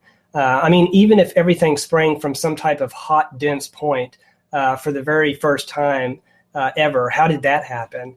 How did the universe become unevenly distributed if it came from what should have been a uniformly dense, symmetrical point of origin? And if that initial dense singularity point wasn't symmetrical and uniform, then what caused it to be non-uniform and asymmetrical? Lawrence Krauss would say there's quantum fluctuations, and that nothing. It's perfectly feasible that the universe sprang out of nothing because really what he's really talking about is that nothing is not nothing on a quantum level. There are these. So he would say there are quantum rules. The nothingness is unstable, yeah, and that there are laws of nature that even those superseded and they pre-existed the Big Bang. That's the idea, and so in a sense that's not nothing. And that's all speculation and postulation. Yeah, there's also a lot of things I don't agree with when it comes to quantum theory, but that's a whole other podcast. Sure. I mean, things behave differently on a quantum level, and what you see on that microscopic subatomic level does not necessarily correspond to what goes on the macro level. Although it may in some ways, but it's wrong as the New Agers would do to make this. They sort of conflate, whatever's going on a quantum level. Then that must be how things operate, and superposition, and I mean, I do believe in entanglement, but these ideas of spooky action at a distance and the double split experiment, where I have observer effect, all these different things. I believe what's happening is that on a subatomic level, general relativity it breaks down, and it's not.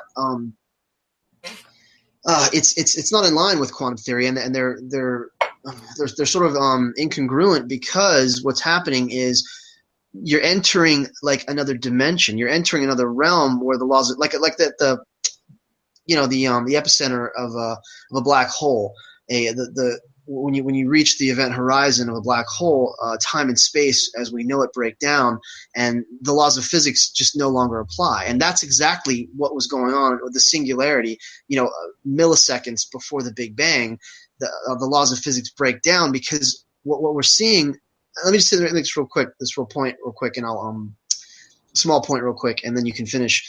That what you were just describing, that nothingness. And it seems unbalanced, right? That all this energy and matter, everything in the universe just came out of nowhere, out of this minuscule point of infinite density and heat and energy. Well, that's because they don't know, because they don't actually know, and that's where there's the science and the observation and empirical evidence stops. So they're just postulating and theorizing. So it's real simple. It's that we can't see what was before and what was beyond because it was a different set of laws. It was a different set of of physical laws. So, but that doesn't mean that there was nothing there. Everything that exists was on the other side of that Big Bang in some other form. And what we have is we just can't observe it. We can only observe using our instruments and using our mathematical computations according to these physical laws of nature. So it's what you have is a breakdown of the laws of nature, but not a beginning or a yeah, I've heard two different camps on that, where some would claim, and I've even heard documentaries describe it this way. They'll say, in the beginning, there was a bang.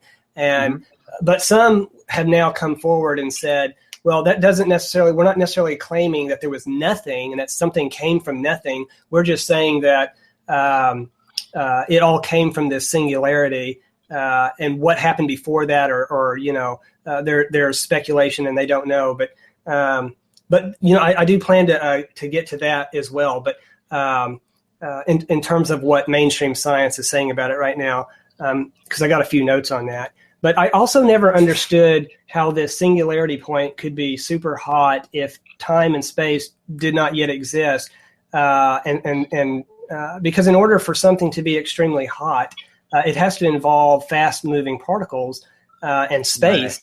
Right. But in order to have fast-moving particles, you have to have time and space. What they're describing is the expansion. They're not describing the singularity. They're describing the expansion that took place just seconds afterwards, and how it went from an infinite point of density to something the size of a school bus to something the size of a planet in like less than microseconds. I don't know all the specific calculations, but I actually have a video where Neil deGrasse Tyson breaks it all down mathematically. It's pretty fascinating. But the point is, they're describing what transpired. I mean, we're talking about the Higgs boson particle that was emitted. This is what happened, with the Large Hadron Collider in Switzerland. How they basically discovered this particle that is the genesis of every. It reflects the conditions right after the Big Bang, and so they can understand that. But again, we're saying right after the Big Bang. The singularity is just a speculation, and really it's a big question mark. But it's very simple for us. I mean, look at my icon for a minute, right? Look at the tree. Look at the tree of life. Yeah. Okay. That center in the trunk. I mean, I never got to actually explain it, but we could save it for another episode. That trunk, that middle part, kind of like a funnel. That is the Big Bang, and you can just take your pick, go up or go down.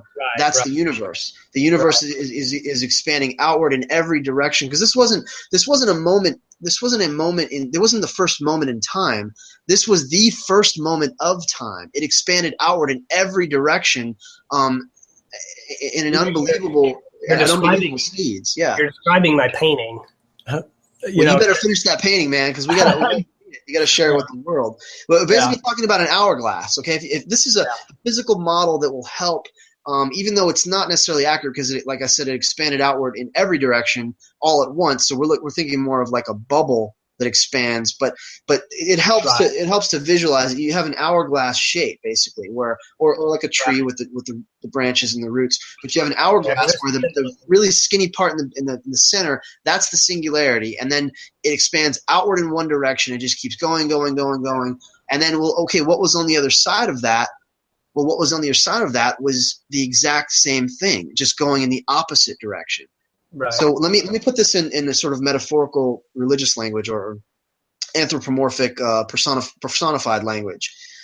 God essentially existed and has always existed, and existed before the Big Bang, and it condensed itself into that point and then exploded outward into everything that we see. So it became an unconscious set of physical laws that are now coalescing and coming back together again through conscious life, and literally becoming that singularity once more. Okay. And it's an interesting fact that the word singularity is described.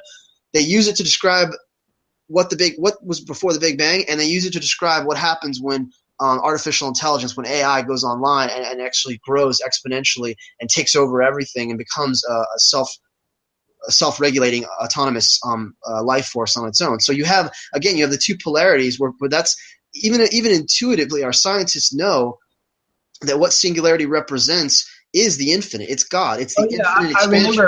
I remember hearing you discuss this in the podcast the other day, and right. I remember thinking this was another one of those moments where I was like, this is sad because they're not getting him, and they didn't. Oh no, I got shut down. They completely they argue with me, and this has nothing to do with it. That's irrelevant. And I was like, dude, it's actually on. I was so desperately wanting to just pop in there and say, I get you, you know. Well, join us next time, guys. I mean, we do it every Sunday, man. The philosophy of science. I kind of have a rule that when there's 4 or more, it gets a little. Oh yeah. I agree. No, this is what I've been influencing Chandler. I've been telling him from the beginning that you got to have less people in order just to have a coherent show. Yeah, 3 is probably max for me. You know. Yeah. And me being one of the third. You know, me being one of the 3. Especially, I mean, we got these important points, and we want to really communicate this stuff, and we can't be arguing and talking over each other, and it's just if you had a bunch of well-mannered, very respectful people, you could have 10, you know. But if you have a lot of egos and some inconsiderate people, you know, it can be tough. Let's just say there's a personality clash. I mean, you have a very unique kind of lineup of guys there that our personalities are. Again, I noticed in that last podcast, y'all were really starting to feel each other's to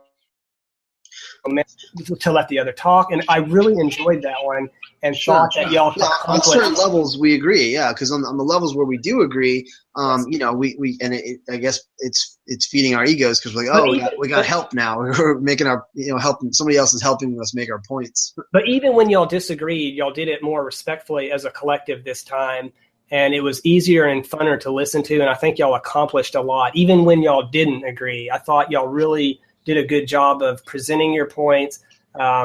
People were letting other people talk. Chandler I noticed he was stepping up and moderating better. So he did, yeah. I thanked him for that. He was actually being a lot. He has trouble being assertive, and he's very sort of passive. And he's an introvert himself, so definitely, I've been working on him. You know, it's starting to show now. He's stepping up a little bit and growing some cojones. That's a good thing.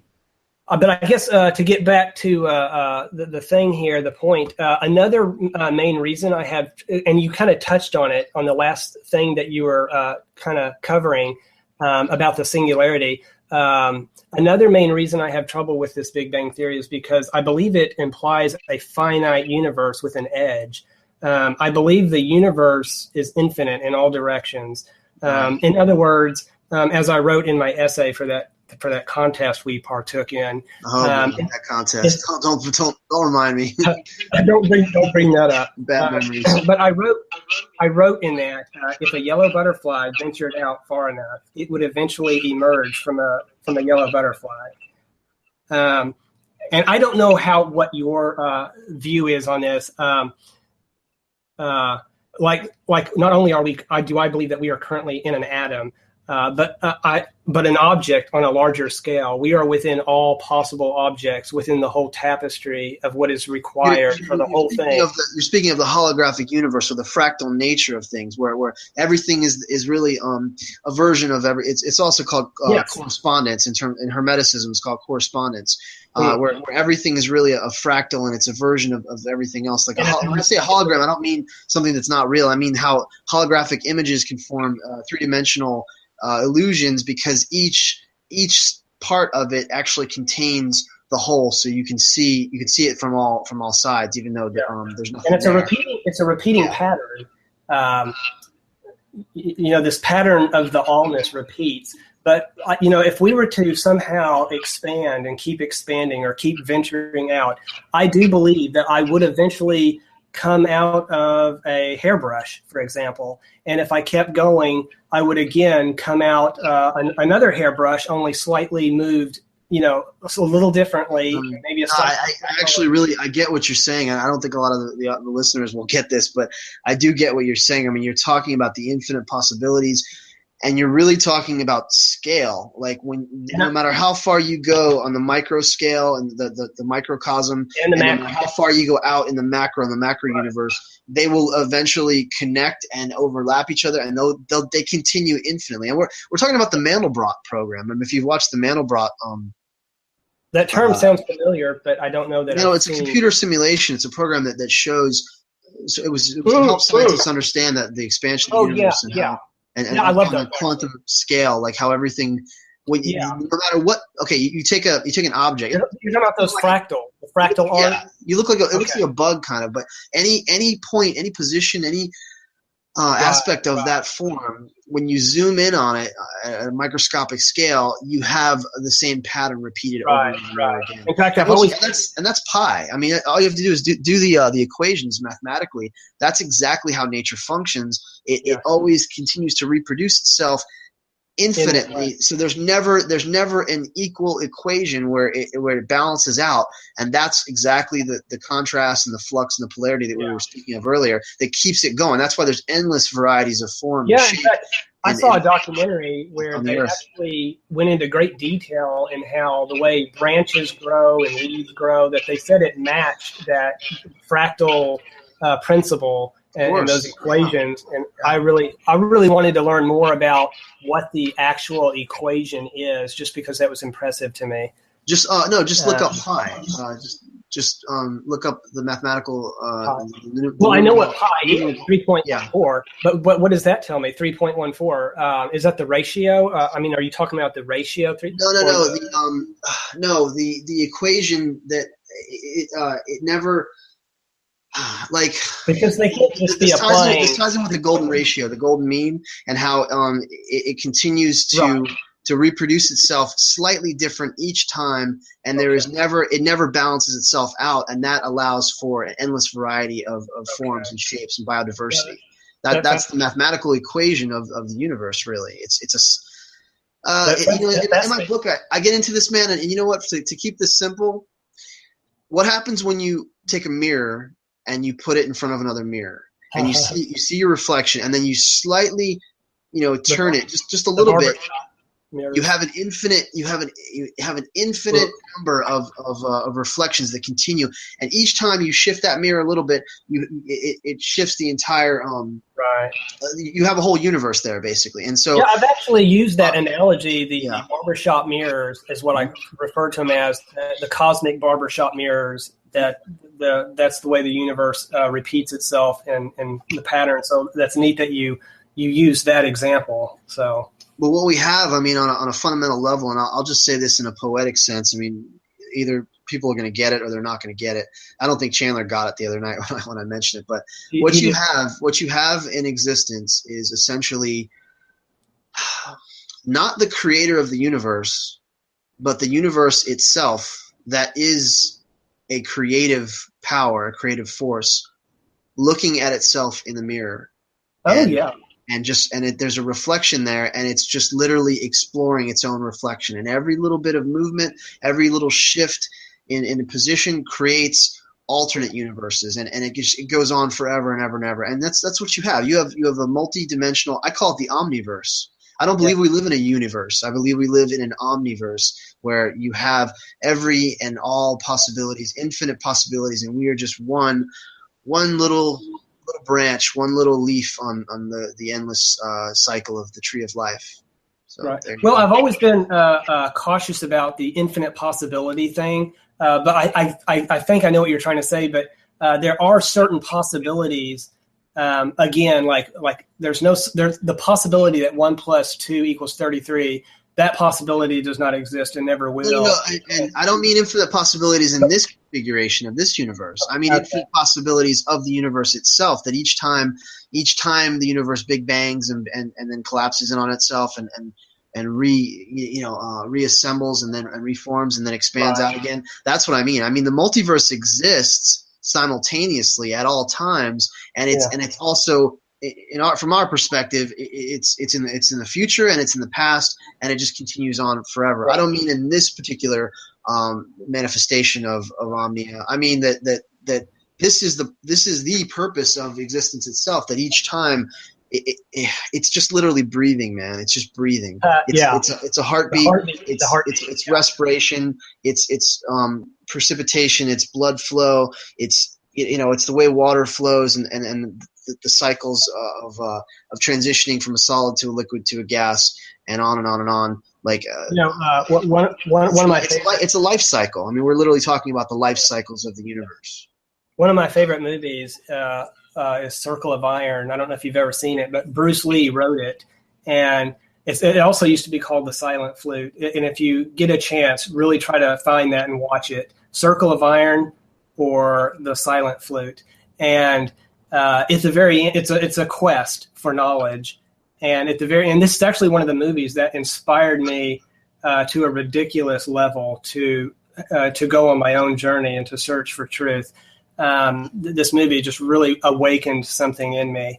It was one of the catalysts that inspired me and sparked that, And there are many movies and many books and many luminaries that we could all sort of point to that have influenced and inspired us. If I can give a recommendation, I would say watch Mr. Nobody with Jared Leto. That is an incredible film that just will make you question everything, question reality. When I finished that film, I wanted to I wanted to go out and just dance. I wanted to just stretch out and really experience my own body, my own existence. I wanted to do something really visceral and kind of carnal, but at the same time, in a transcendent way. I wanted to just scream and laugh and just do cartwheels. And run on a beach. It's such a weird thing. That movie, you saw it though. You're saying you saw it? Yeah, and sadly, it didn't do well among most viewers. The rating. Oh man, it's profound. I loved it. Yeah.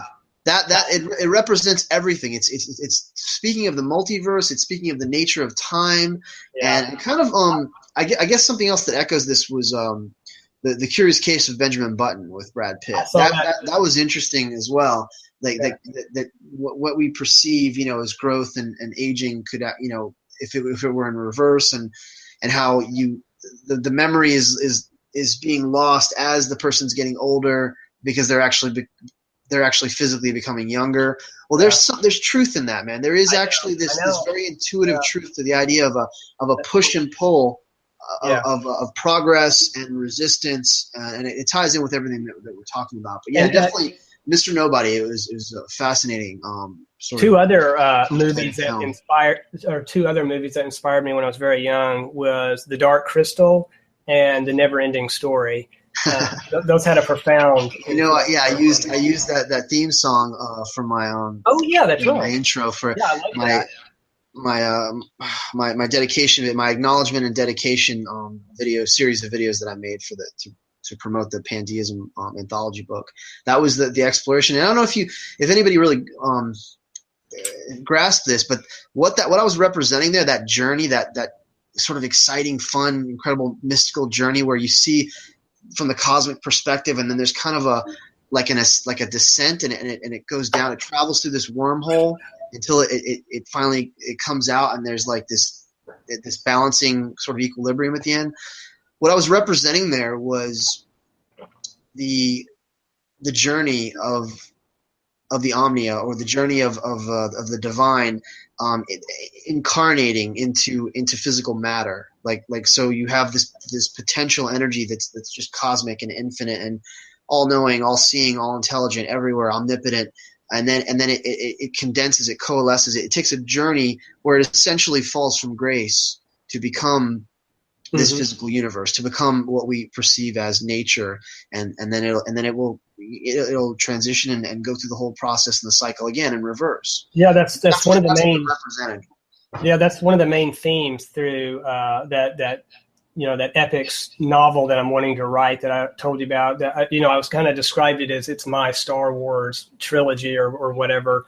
Right. But it's a whole quest thing, and it shows how the unfolding of the universe, the story of the universe, the story of man, the story of the hero and the seeker, and how it all comes back around and cycles back to the beginning, kind of a thing. You know what? The hero's journey, as outlined by Joseph Campbell, I completely agree with you that there are these ubiquitous themes, these universal motifs that exist because they are inherent in nature. We're literally sort of personifying and retelling the eternal, timeless story. And that's why the Jesus myth is so enduring, and it exactly, because you have the fall from grace and the Yes. struggle, and then the sacrifice, and then the rebirth and the renewal, and Yeah, it's timeless. It's beautiful. I mean, every good story follows that model, that pattern.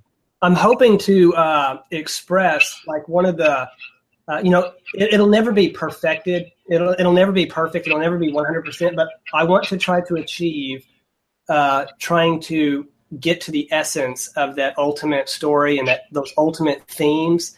And it's almost like the story of all stories in one kind of a thing.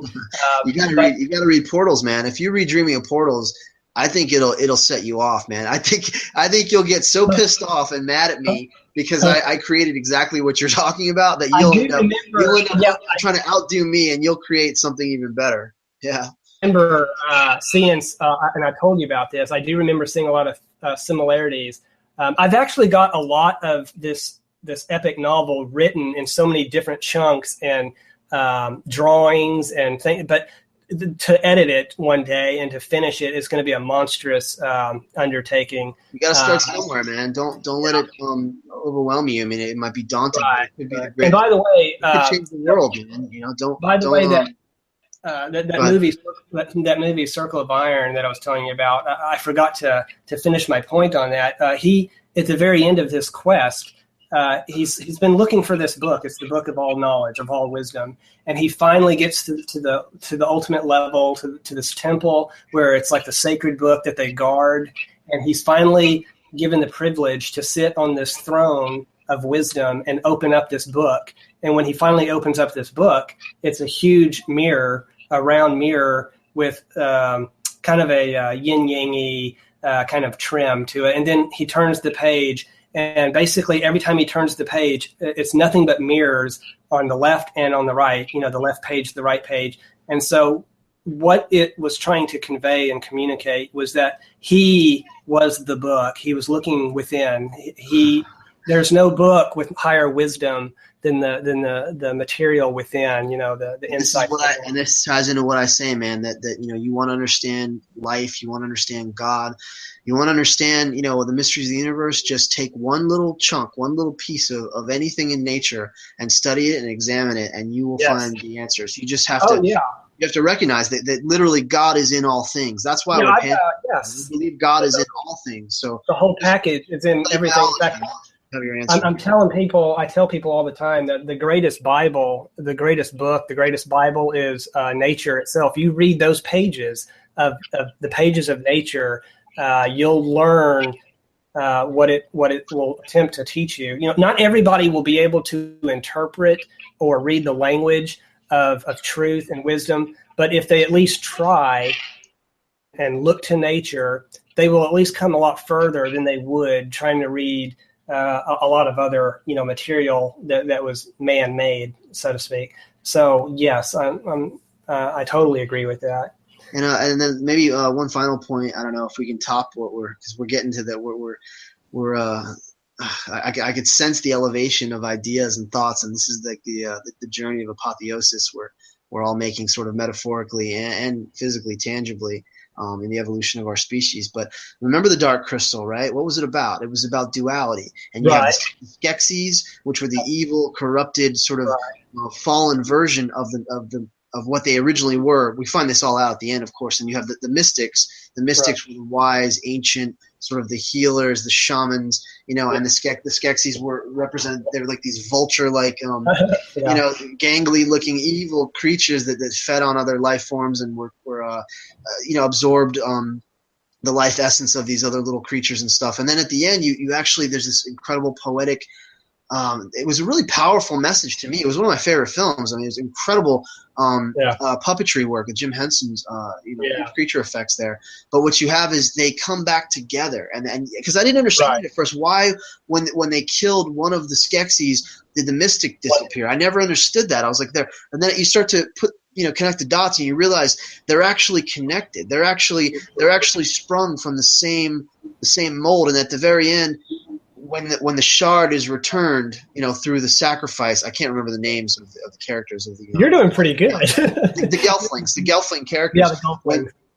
When the shard is returned to the larger form of the crystal, it's no longer a dark crystal. It shines out light, and they actually sort of in this prophetic sense, like the mystics knew that was their journey. They had to reach their other selves, that where they had split from themselves, and they merge and they stand up and they become one united sort of ethereal being, like this incredibly beautiful collaboration of the two forms come together, and they said, thank you for your sacrifice, and you've brought us together again, where we're, many millennia ago we split from ourselves, and now we're one again, and actually, and then it was beautiful, because the whole land, like the whole planet, all of a sudden becomes the curse is lifted, and the green, and everything grows, and it's shining beautiful, and like and so it's that incredible story of sacrifice and love, and then of course she's returned to him, and she comes back to life. They give her back the gift of life for sacrifice. It was also a yin yang thing for me. The Skeksis were the yang, or the however you want to look at it, and then the mystics were the yin, and the yin and the yang finally come back together, and they create that. A lot of I can't believe we haven't mentioned it. Taoism, and a lot of Taoism and Taoism involved there. That this is pantheism is really rooted and grounded in the notions, the ideas of Eastern philosophy of Taoism. Taoism is what it represents. I mean, we're talking about the polarity and the contrast, and how each one side should not be marginalized and discredited and oppressed. That it actually is necessary for the whole, for there to be this equilibrium and balance. There need to be a reverence and a respect for both aspects. We shouldn't suppress and deny our natural instincts, our primitive drives to fight and to flee and to eat and to mate and to be fearful, or our passions. Like we have to just find ways to channel them in healthy and beneficial, cathartic ways, not to suppress or deny those things. And on the other side, I mean, we shouldn't be all logic and rationale, and just entirely left brain. That there needs to be that balance of an intellect and emotion, and so we don't give in to our base instinctual inclinations completely, but we recognize that there is value in them, and we also we don't let our minds dictate and control everything, and so we lose touch with our own humanity, and we lose our heart, and we lose our empathetic side. So I feel like on some level I keep promoting the primitive part, but I'm trying to say that there just needs to be balance and equilibrium. Yes. I guess since it's getting late, I'll go ahead and try to finish some of my last thoughts. I did want to try to express a little more about the Big Bang. I just wanted to say, is it? Am I able to? I mean, do we have a little more time? Oh, sure. Yeah, man. Go for it. I mean, we said we'd go till 11:30. It's 11:27, but I mean, really, however long you need, go for it. I wanted to add that I'm not entirely opposed to the idea of local Big Bangs and big crunches on a local level. In fact, I believe Big Bangs and big crunches likely happen throughout the infinite cosmos, expanding and collapsing like one infinite cosmic bubble bath. Things in nature explode all the time in that fashion, like stars, and at all levels and at many different time frames as they are perceived by us perceivers. Take a piece of fruit, for example, and the way it grows upon a tree. We humans see it grow relatively slowly, but there is a time frame where that event could be perceived by another life form to be to violently explode into existence. And the opposite can be said too. Our sector of the universe, or as scientists refer to it, the known universe, could have been perceived to slowly and calmly grow into the form that it is today, like a piece of fruit on the tree, instead of strictly a violent, uncontrolled explosion. And especially within this model or this framework that I described, where you have this unending universe and there is no edge to it. So you have all these objects, and we're within this infinite thing that can never fully collapse. The totality of it can't. So when I say the big crunch, I actually mean, okay, real quick. When I say the big crunch, I don't mean in the sense that the totality of existence will come to an end, or there'll be a heat death, or whatever. I'm talking about the nature of things as they are now will actually cease, because consciousness will rise to such a level where there'll be a unification of all minds, of all knowledge, of all intellect, of all intention, and our own consciousness, the collective consciousness of all life forms, will actually begin to reshape the environment, and we are coalescing. That big crunch is a crunch in terms of cohesion, in terms of our consciousness. I believe not necessarily physically. You know what I mean? I believe that pinch that you're describing does happen on our, like, for example, our known universe.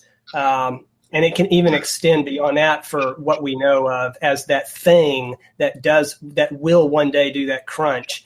But I always believe that there is also an infinite version that goes beyond that is unaffected. I mean, I shouldn't say unaffected, but it's unaffected in terms of the crunch, in terms of it doesn't. Let's see. Okay. See if this makes sense. If I can put it into. Because in another scale, that's just a tiny little atom that did its little dance. Sure. Yeah, you got it. You understand the fractal nature of the universe. Put it this way. Okay.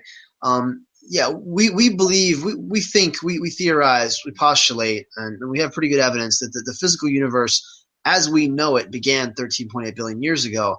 But that doesn't mean that was the beginning of nature. Nature has always existed and always will exist. But what we see is the beginning of this particular configuration of nature. Right. And this particular configuration of nature may come to an end and be transformed, because really everything is just transformed. Energy cannot be created or destroyed. It never dies. It only dissipates and then reassembles and transforms into something else. So what you're really saying is the universe as a whole had no beginning and had no end. It's just our observable particular manifestation of these laws of nature, but nature itself has always existed and always will. And even the materialization of it, in my opinion, and now this may be well beyond what our known universe is, but even the materialization and the unfolding of it elsewhere is always present. Like again, our known universe is just one atom that may be convulsing, doing its little heartbeat thing within the wing of a butterfly.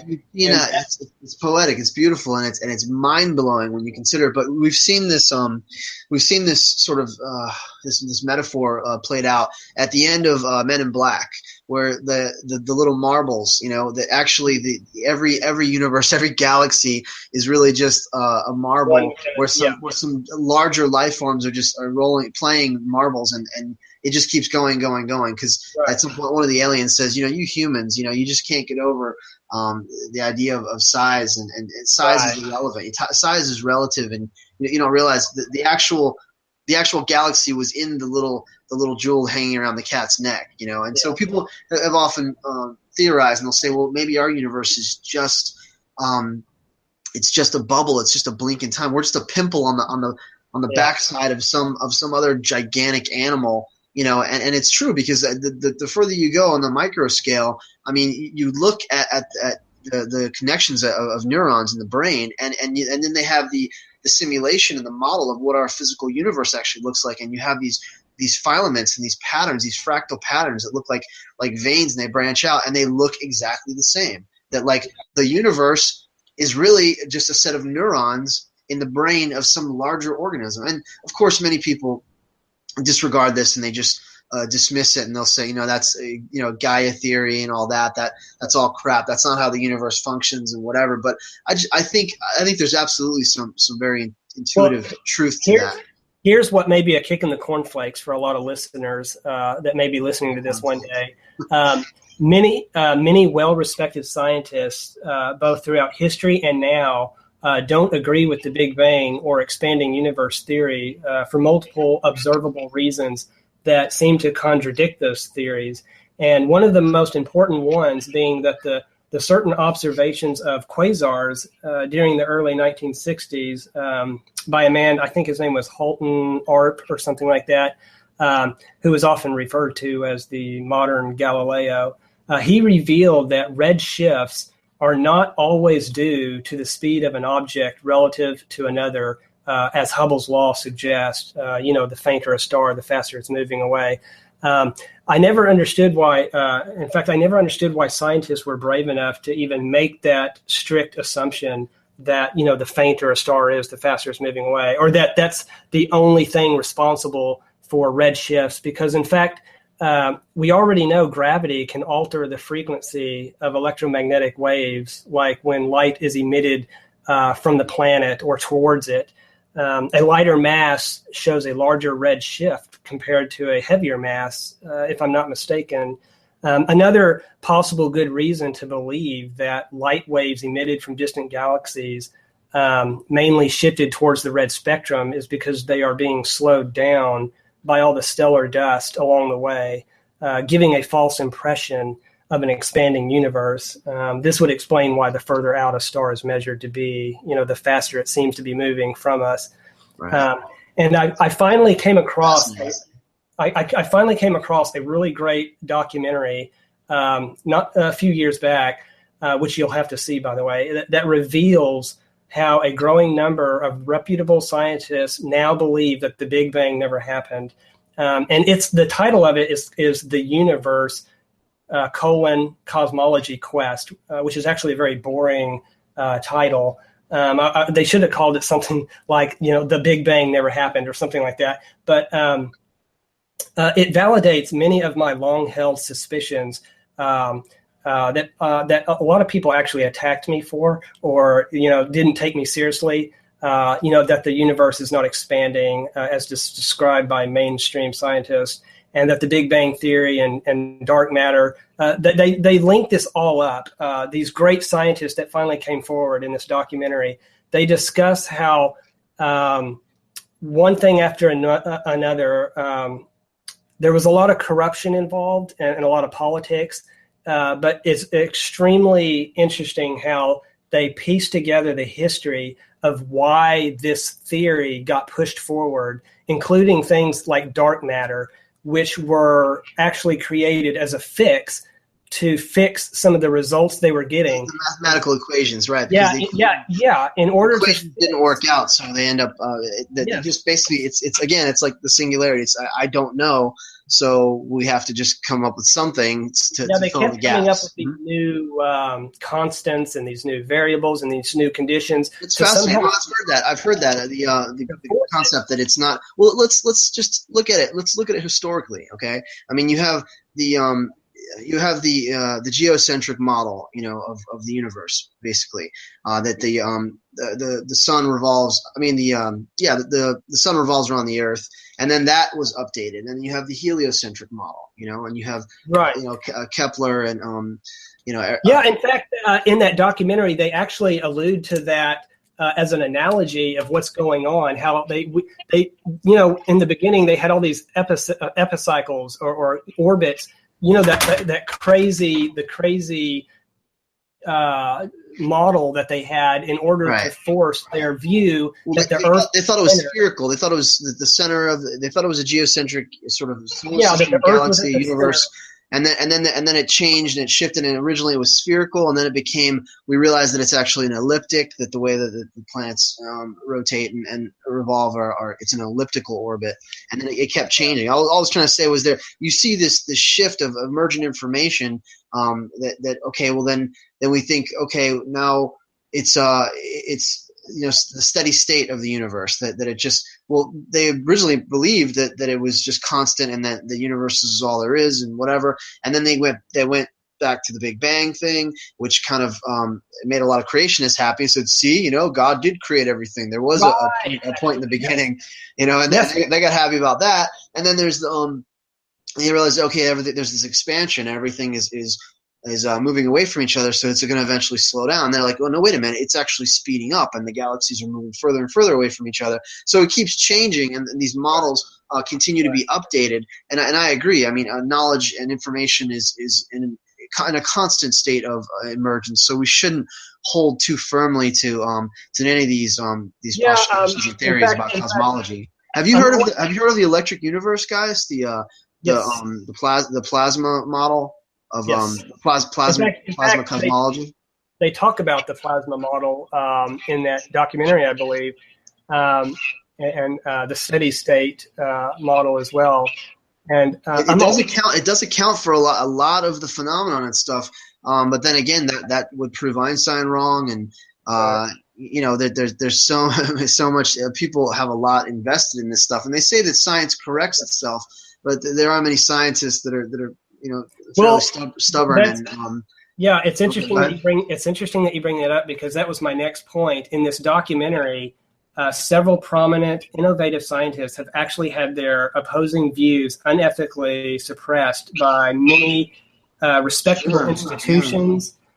I mean, this is done for free energy. The same thing with free energy and all these great clean technologies and stuff are continuously suppressed, and because the big oil companies are running a monopoly on everything. So I think it was Emanuel Velikovsky. He was in the early 1900s. He had proposed. I think he was the first to propose it. To propose what? The electric universe. Oh, okay. Do you know who it was? No, I actually don't. Because I'm not that familiar with it. Yeah, I heard a few shows on Coast to Coast about it. But those who tried to propose like new ideas or go against the idea of the expanding universe, the Big Bang Theory, they paid the price. They would sometimes be asked to resign by the institutions or the universities they work for, or be outright fired, or not be granted tenure, or not be given promotions, or simply ignored. Sometimes funding would be severely cut for programs or professors who went against it. You'll see all this in the documentary. There was a lot of really crooked politics at the top, and scientific discovery for many decades greatly slowed down, not just in astronomy, but in science in general, because all the newcomers, all the students were building their views and their studies on this expanding universe theory or model instead of a steady state one.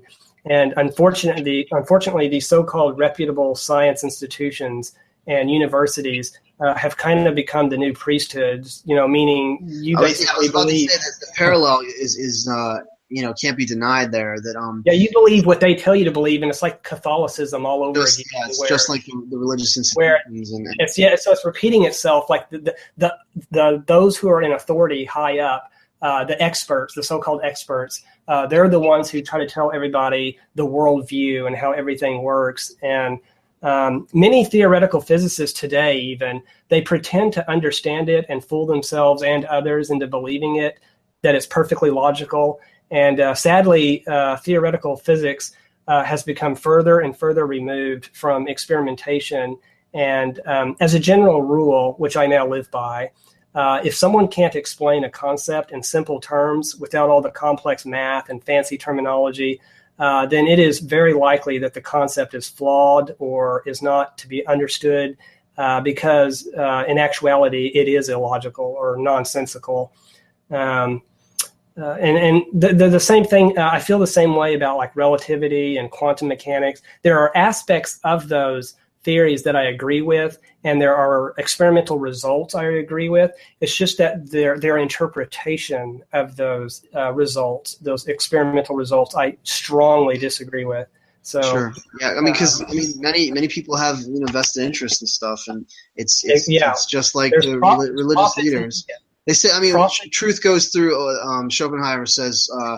Truth goes through three stages, right? Like first it's ridiculed, and then it's violently opposed, and then at third it's accepted as being self-evident. And all the martyrs and all the great, the luminaries that were burned alive, or whoever it might be, Bruno or any of the greats. Galileo was persecuted, notoriously, but a lot of figures. I mean, at least he lived. But all these people who were really the on the cutting edge, and they advanced our knowledge and stuff. Like it was very difficult to find mainstream acceptance, to go against the status quo.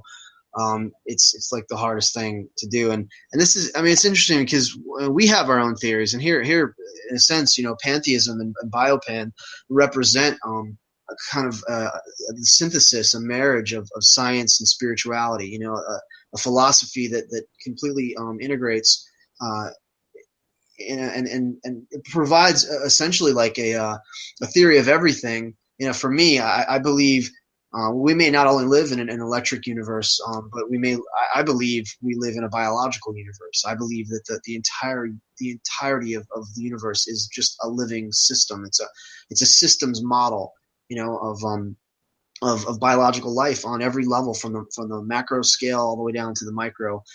That's why I use the toroidal model, because that's exactly what the universe is doing on every level, is transforming itself and regenerating and recycling, like the Ouroboros, the snake swallowing its own tail. It continues. Can you refamiliarize myself with the electric universe, like in a statement? Because it's been a while since we have the four fundamental laws of physics. We have electromagnetism and gravity and strong and weak nuclear force. You've got entropy in there, but the idea is that instead of the way that all the planets and stars and galaxies are operating, which is generally attributed to electromagnetism and gravity, that the way that a lot of the weird kind of phenomenon, I mean, even you take our sun, like the nuclear fusion, the way that our sun is continuously, that it's made up of helium and hydrogen, and it's continuously producing. The idea is that space is a vacuum, right? And so everything, there's no oxygen there, and that everything is kind of self-generating, and it's centrifugal force and gravity are what's creating these spheres, these spherical shapes, and creating the orbits, and things are repelling each other, and gravity is doing all this work. Well, the electric universe model is essentially saying that it's because what you see in terms of like the heat from the sun and stuff. That's why the surface is actually they say that the surface is cooler than the center, or that the center is not as hot as the surface. And the difference with the electric universe like accounts for some of these weird anomalies, and even like what sunspots are. They're like these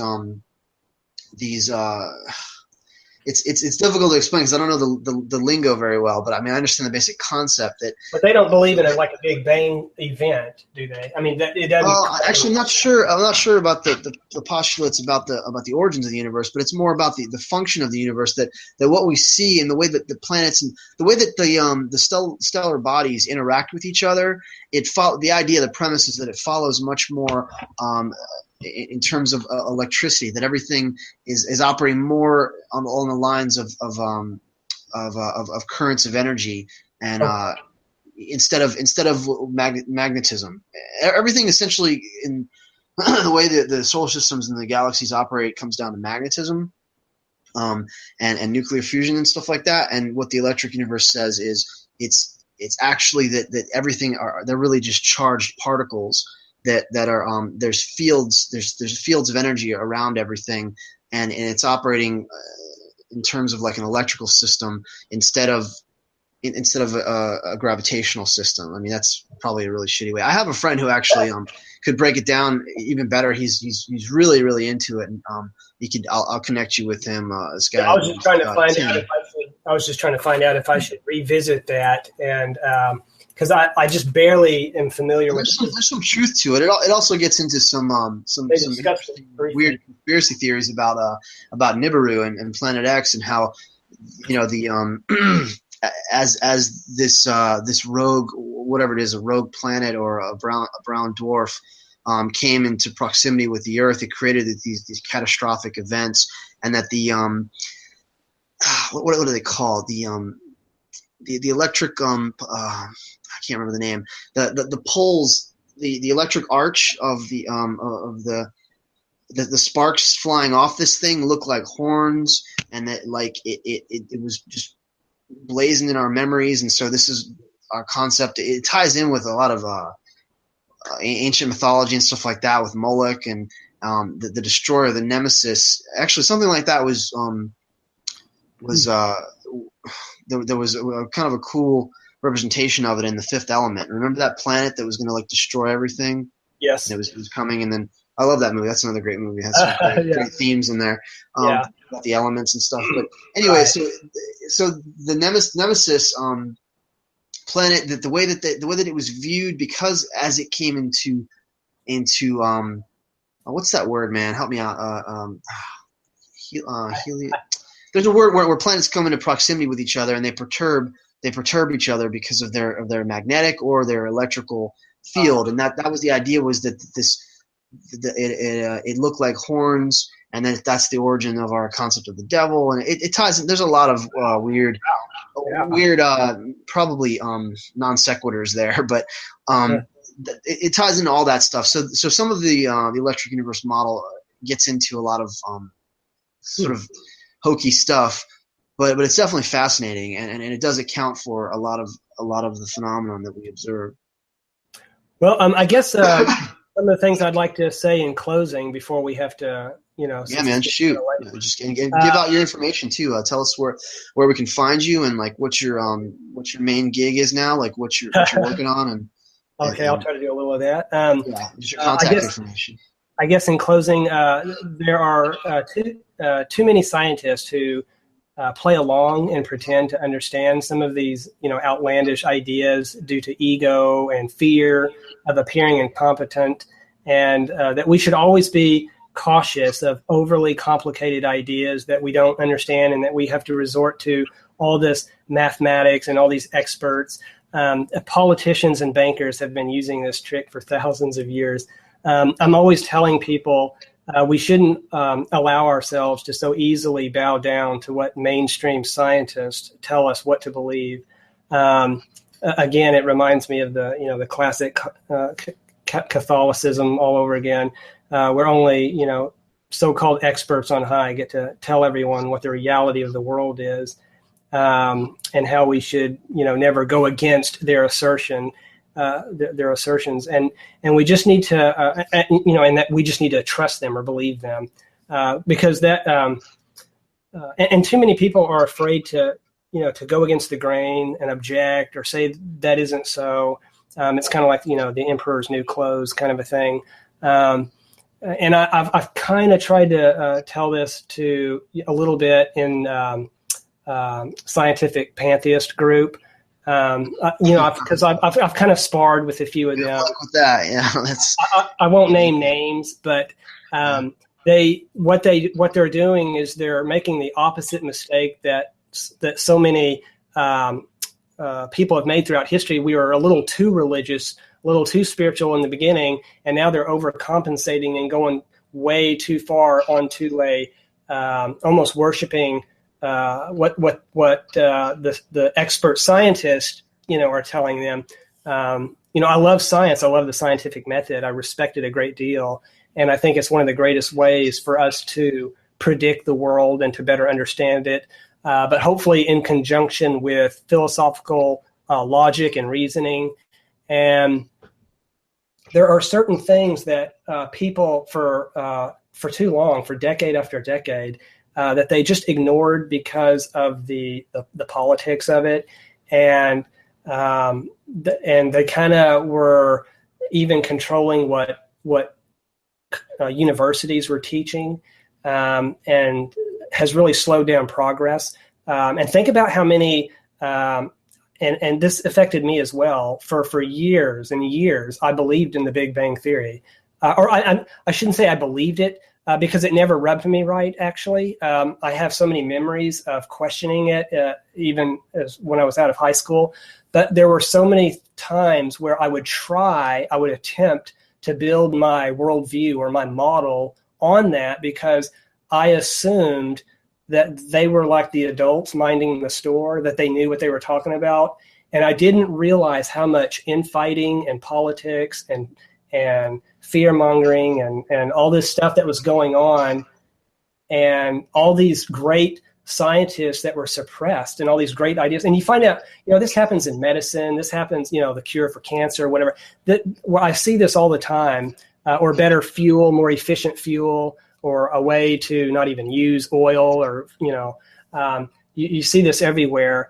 And science, we have to just stop bowing down to mainstream science is my last theme, my last warning. Let's put it this way. Let's never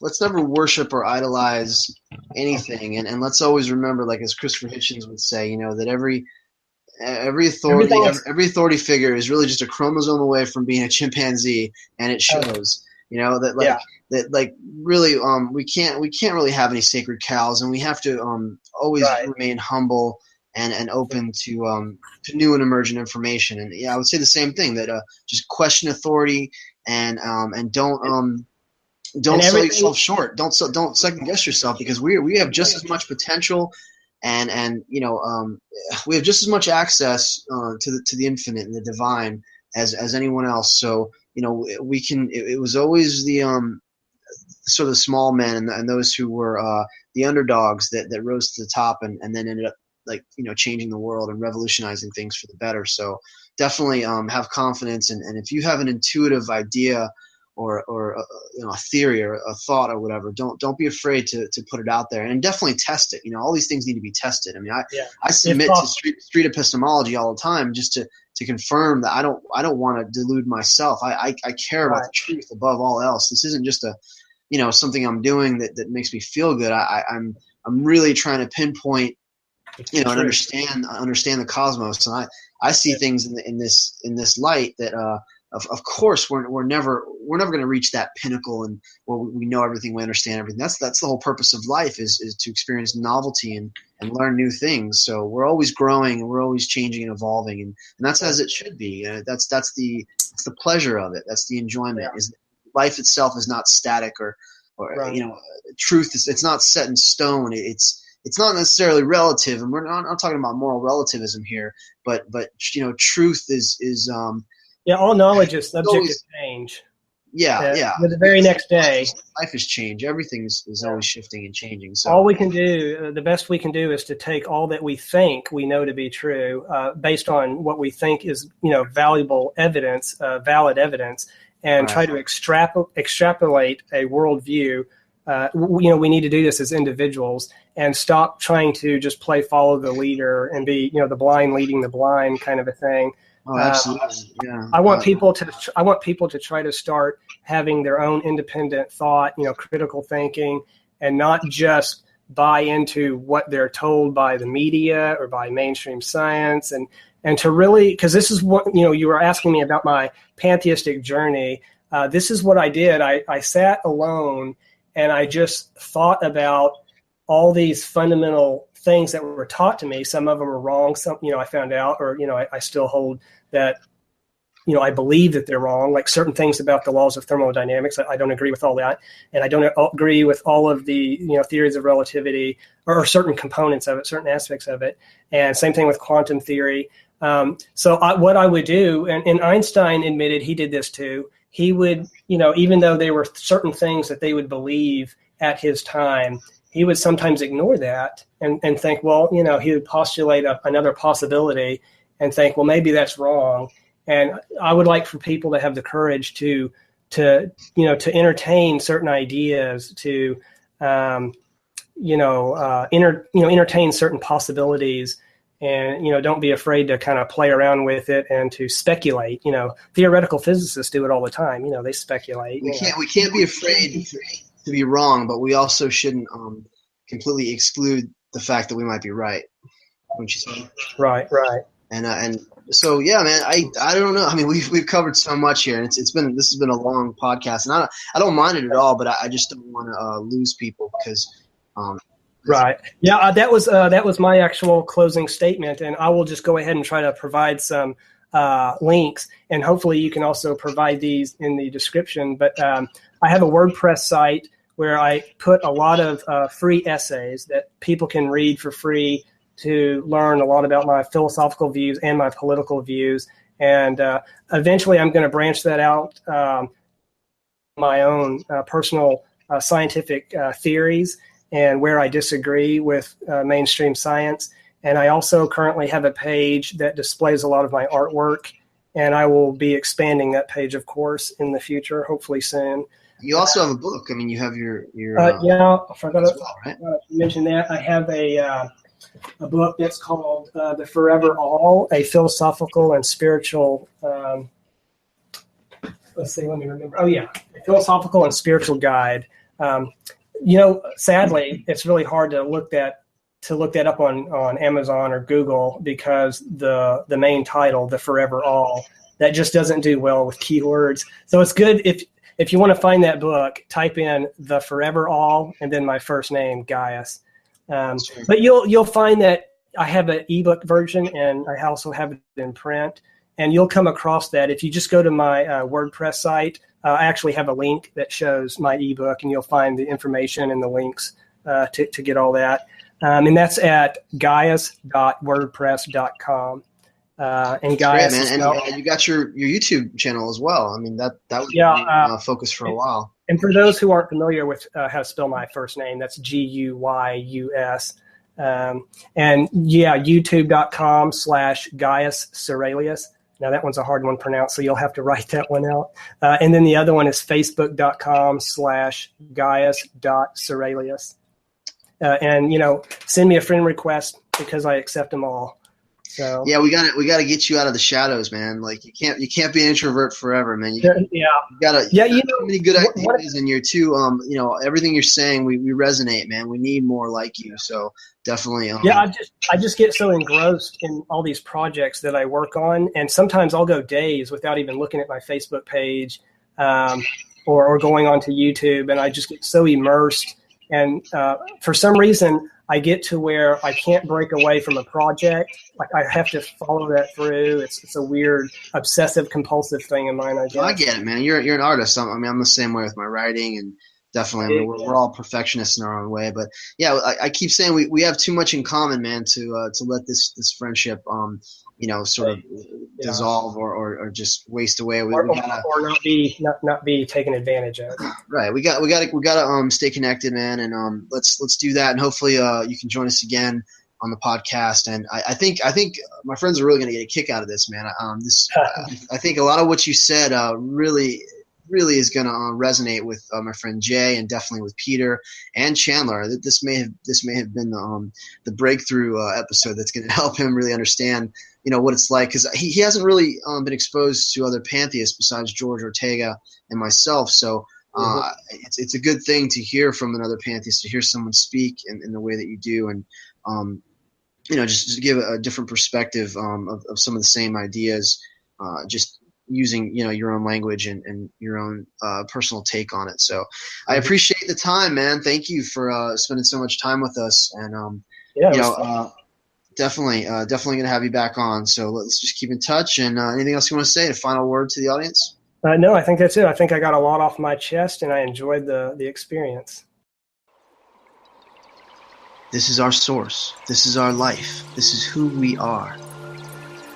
Please visit our website for more information about this life-changing philosophy. You can also join our Facebook groups by following the links provided in the description box below, and find fellowship with others who share these same ethics and ideals.